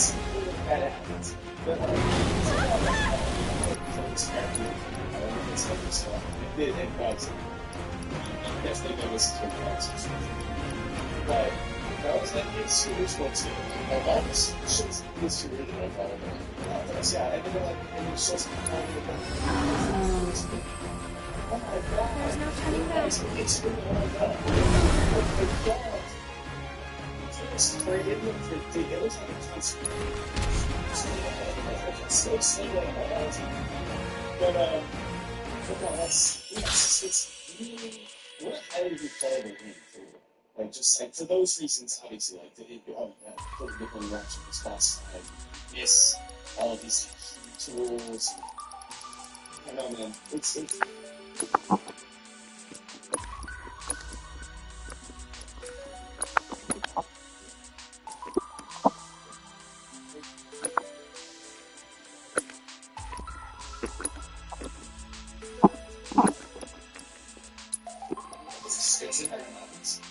it kind of explain any of it, really. Like, it was like, he's species, and it's just like, okay, I buy it, I don't know why, but like, I believe you. Yeah, that's kind of like Dream of the Dead, and it's like, yeah, that's just how we work. It's like, what games the background? Yes, it's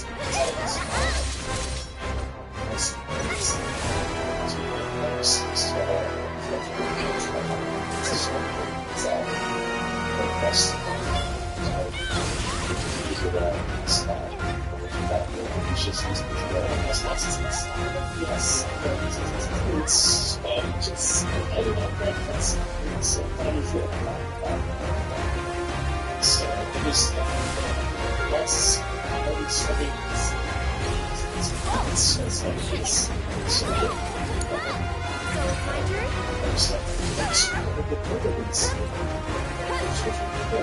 Get him!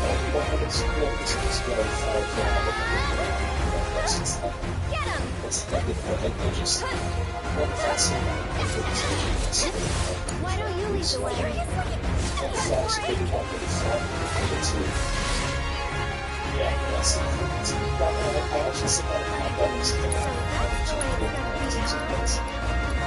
Just set up with your back.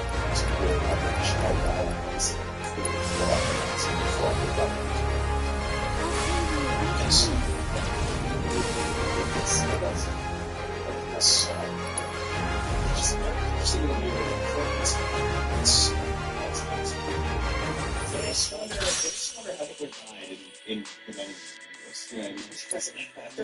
it's just be how it is in real history. I feel like it would be like a hit. Yeah, I'd be disappointed. Don't worry, even incomplete trials can provide you with useful data. Here, Laura said this even reminding you again, so I always forget this detail, is that like when Revolver Osman is the boss. I wish you all the best. He was born like as the boss was fighting during World War II, like in the battlefield, and she just like fucking cut him out. Like that's one of the hardest like, bursts of all time. Like I was born in the trenches of World War II. Yeah, and that's Revolver Osman. Right, it's racist. It's the main character of the Metal Gear series, basically. Yeah, really. Kind of, he lucked out not losing his hearing immediately. As a baby in a war scene.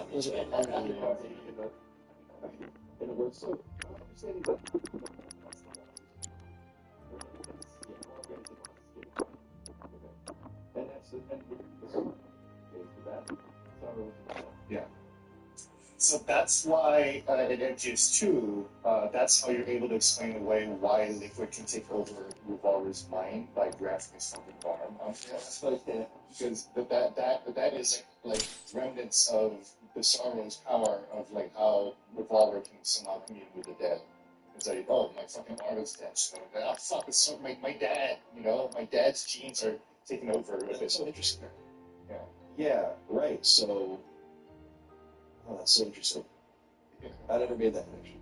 Yeah. By the way, it's really subtle in how they showcase the sorrow and everything. But like that's why when you see the boss like nod at Revolver, like she's like kind of like halfway acknowledging like, well, you're my kid, like fucking handle this, like take care of my other kid, Jack. Kind of deal. But they're both sons of the boss. Yeah, it's in your ongoing hunt for world intel. I understand it's not I was still not completely, but I understand it better than I ever did this time around. And it's cool.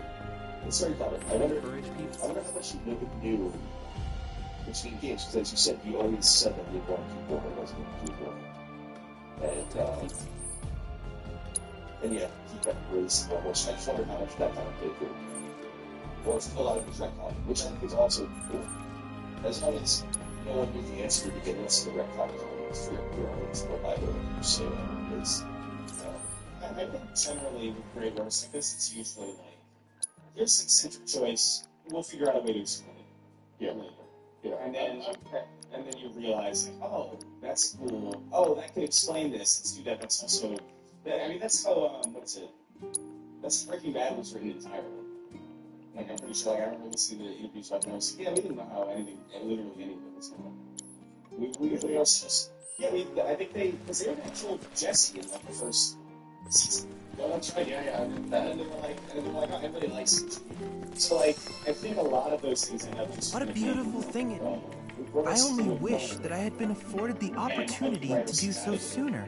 And if you're a good writer, you basically know everything else. Yeah. And not to spoil MGS4 because you haven't played it, but MGS4 is like a lot of writing, like rewriting a lot of material. Right. That's maybe retcon, but it's like, oh, we got a lot of shit to explain, basically. Yeah, it's like, wrap it up. Yeah, wrap shit up. Wrap And it's skating out, baby, of course. Yeah, this honestly, this just makes me want to play on the board games. I already played a bunch of games, so I'll probably. Well, this is cool.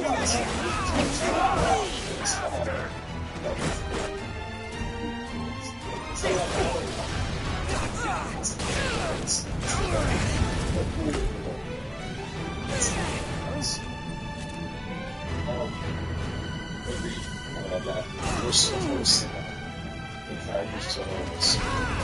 Only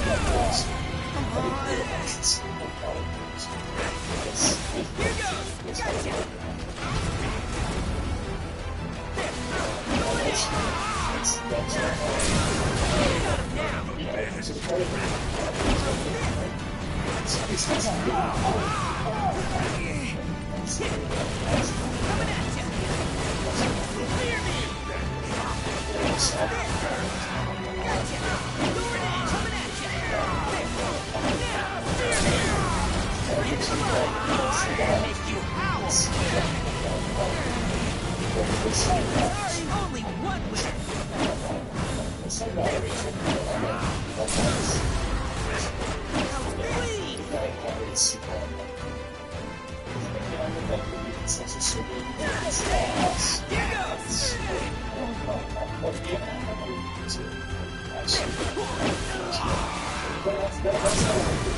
No mercy, alright?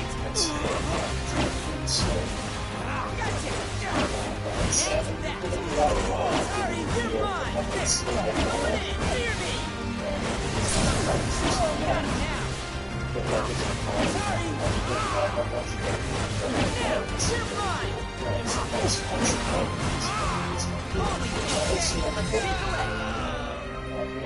shit! Straight to the Volgin and lost as well. But the Volgin fight, like, before they get talked down, and now it feels completely different. He's like shooting guns, like shooting gun at you, and then you're like dodging it. But I actually feel like the dodge really is cool. Sparks at you, like, oh, this shit feels like a real boss fight now, like a real fight. And like that makes you rush at you, and then you come and see it with one of the new animations. It's so cool. Like Delta, like I wouldn't argue with anyone that says that Delta is the best version of this game, because there's so many cool little things that just make this so much fun to play. I just think that, again, from my perspective, this 3D demands more control modern resolution. It just, by the nature of the game, like Mario 3 is one of the stuff that's perfect, but they're 2D games. I think, Mario 64 doesn't have good, and like, hey, this is a fun game, but you can make it do such high level. And I think that's what they kind of accomplished with this, and it's okay. So it doesn't look everyone's preferences. And it's important to note, you can play with the old style controls, and so yeah, about this game. It's like, it's actually like really respects history. So it's like, I have zero problem with the game whatsoever. Yeah. Same. And as far as the fights and stuff, so we talked a little bit about the characters. We talked more about the photo game than about the game. I love the pain fight just in that it does take advantage of the water and the idea of hiding from these and then coming up with I assume everyone's been in that situation before where you kind of like jump, there's a bee harassing you in a pool and you dive under and you're kind of waiting it out, hoping it's not there, and you come back up. And so I that was actually on my Fox monitor. That was like it was the first time I did it. I did a no-pro run on Roman difficulty, and then I did a Fox on and that was probably the most trouble I had, and it was discouraging to me because maybe I like operates to do this, and then I finally got the 25 tries or something, and then I finally got through it, and then it got easier. Like, I don't think I died on the fear. I didn't die in the end. I think I got on the fury a few times. And then Volgin was the only other fight I had where I'm like, this is pretty tough. But once you really learn it, it's like you can do a CQC move where you you catapult off him or roll over him and damage him when he's on the ground. And it makes the fight go quicker. So, and then the stuff with the Metal Gear, the Shadow or whatever, and all the rest is somewhat trivial and easy. And the end can be kind of smooth pretty easily. So, or not the end, the boss. So yeah, just throwing that out there about the actual fights themselves. That ironically I have the most problems at the beginning. Yeah, no, you're right that the pain would be the hardest. It's the only one that actually asks you to directly engage with him, like other than Vulcan, right? And he's just the second fight, But the revolver fight was fun. I love that it's the only fight. It's just the first fight, and that's the only fight you get in it. Right, that's true. Yeah, that fight was. Yeah, that fight can. If you stay hidden. So as people can't get you, these guys like taking pot shots at you, which is use the bees. Yeah, the bees, right. So yeah, shout out to the villains there. Shout out to Oscar. The whole big story. The boss. Let's look at this changeable. In this time, there's like a Battlestar Galactica like sexlessness in this world, which I'm somewhat interesting. It's one of the tweaks to the history. What do you make of that, Chris? I mean, I think it's. I will say it's a little distracting because when the boss speaks, I just hear Diane Simmons from Family Guy because that's who it is. It's the news lady. Oh, that's interesting. Yeah, it is hard. It's like I understand it. I'm in, but like it's just I notice. It's funny. And it's depending on that 8 ball is actually unfortunately right. She had to shoot it. Because it was sexy instead. That's awesome. And they say, no, that's the girl that says, just sings under the tree. We're not under the tree, but straight into this world or whatever. This world, yes. Your world, Part of your world, yeah.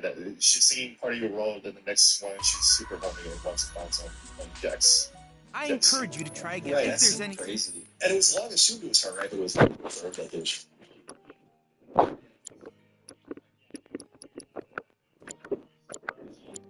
Anything else I can do? Yeah, I'm assuming this. Okay, cool. Yeah, because I know a lot of the original just like one casted like Did Hater. Yes. And eventually things got okay. And then it was like, I always love that the voice of Fab is also Phil Lamar. It's the same guy who gets his fucking head blown off at the back of the scene in Pulp Fiction. Yeah, that's interesting. Please. That's just like that dude is just been everywhere, like in pop culture. Let me know. I'm always happy to help. Yeah, but God, no, but I mean, I think the story of the boss in general, and just like the mantle that gets everything going okay? Like the sickle that kind of plays into. Don't worry, I'll put the choco grass you gave me to good use. Fascinating, like the fact that like. You're going to take out the boss, then you can come in and then stabilize. It's so cool.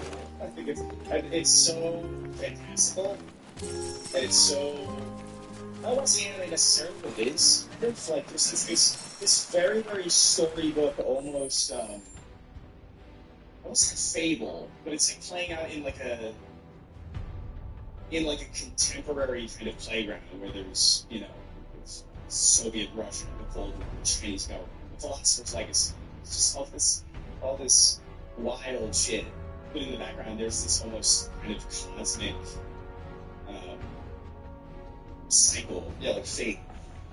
Yeah, it's so cool, and I love the setup and how the entire Rebirth series is basically like formed out of just people trying to realize the world across line and having so many different things. It's what a cool device, and what a cool character would be like the inciting incident. And I will say, not that I dislike it, but I do think she's probably the most promising movie. I think, the fact that early on, when she's giving this full introduction, like immediately, like off the rip, it's kind of like, it's like normal for Kojima, but like keeping within the realm of like the rest of the game, and even like within the realm of like MPSC, like this feels a little early to be doing this, which is more. Yeah, Yeah, there's so many good times. And like, she comes out really aggressive. Yeah. Yeah, it's like really so. I like it. I think it's. I dig that. It's just funny. It was such an immediate.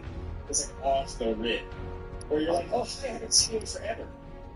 And then they go, and the person goes like, "Hey, did you know that there's no such thing as objective moral truth?"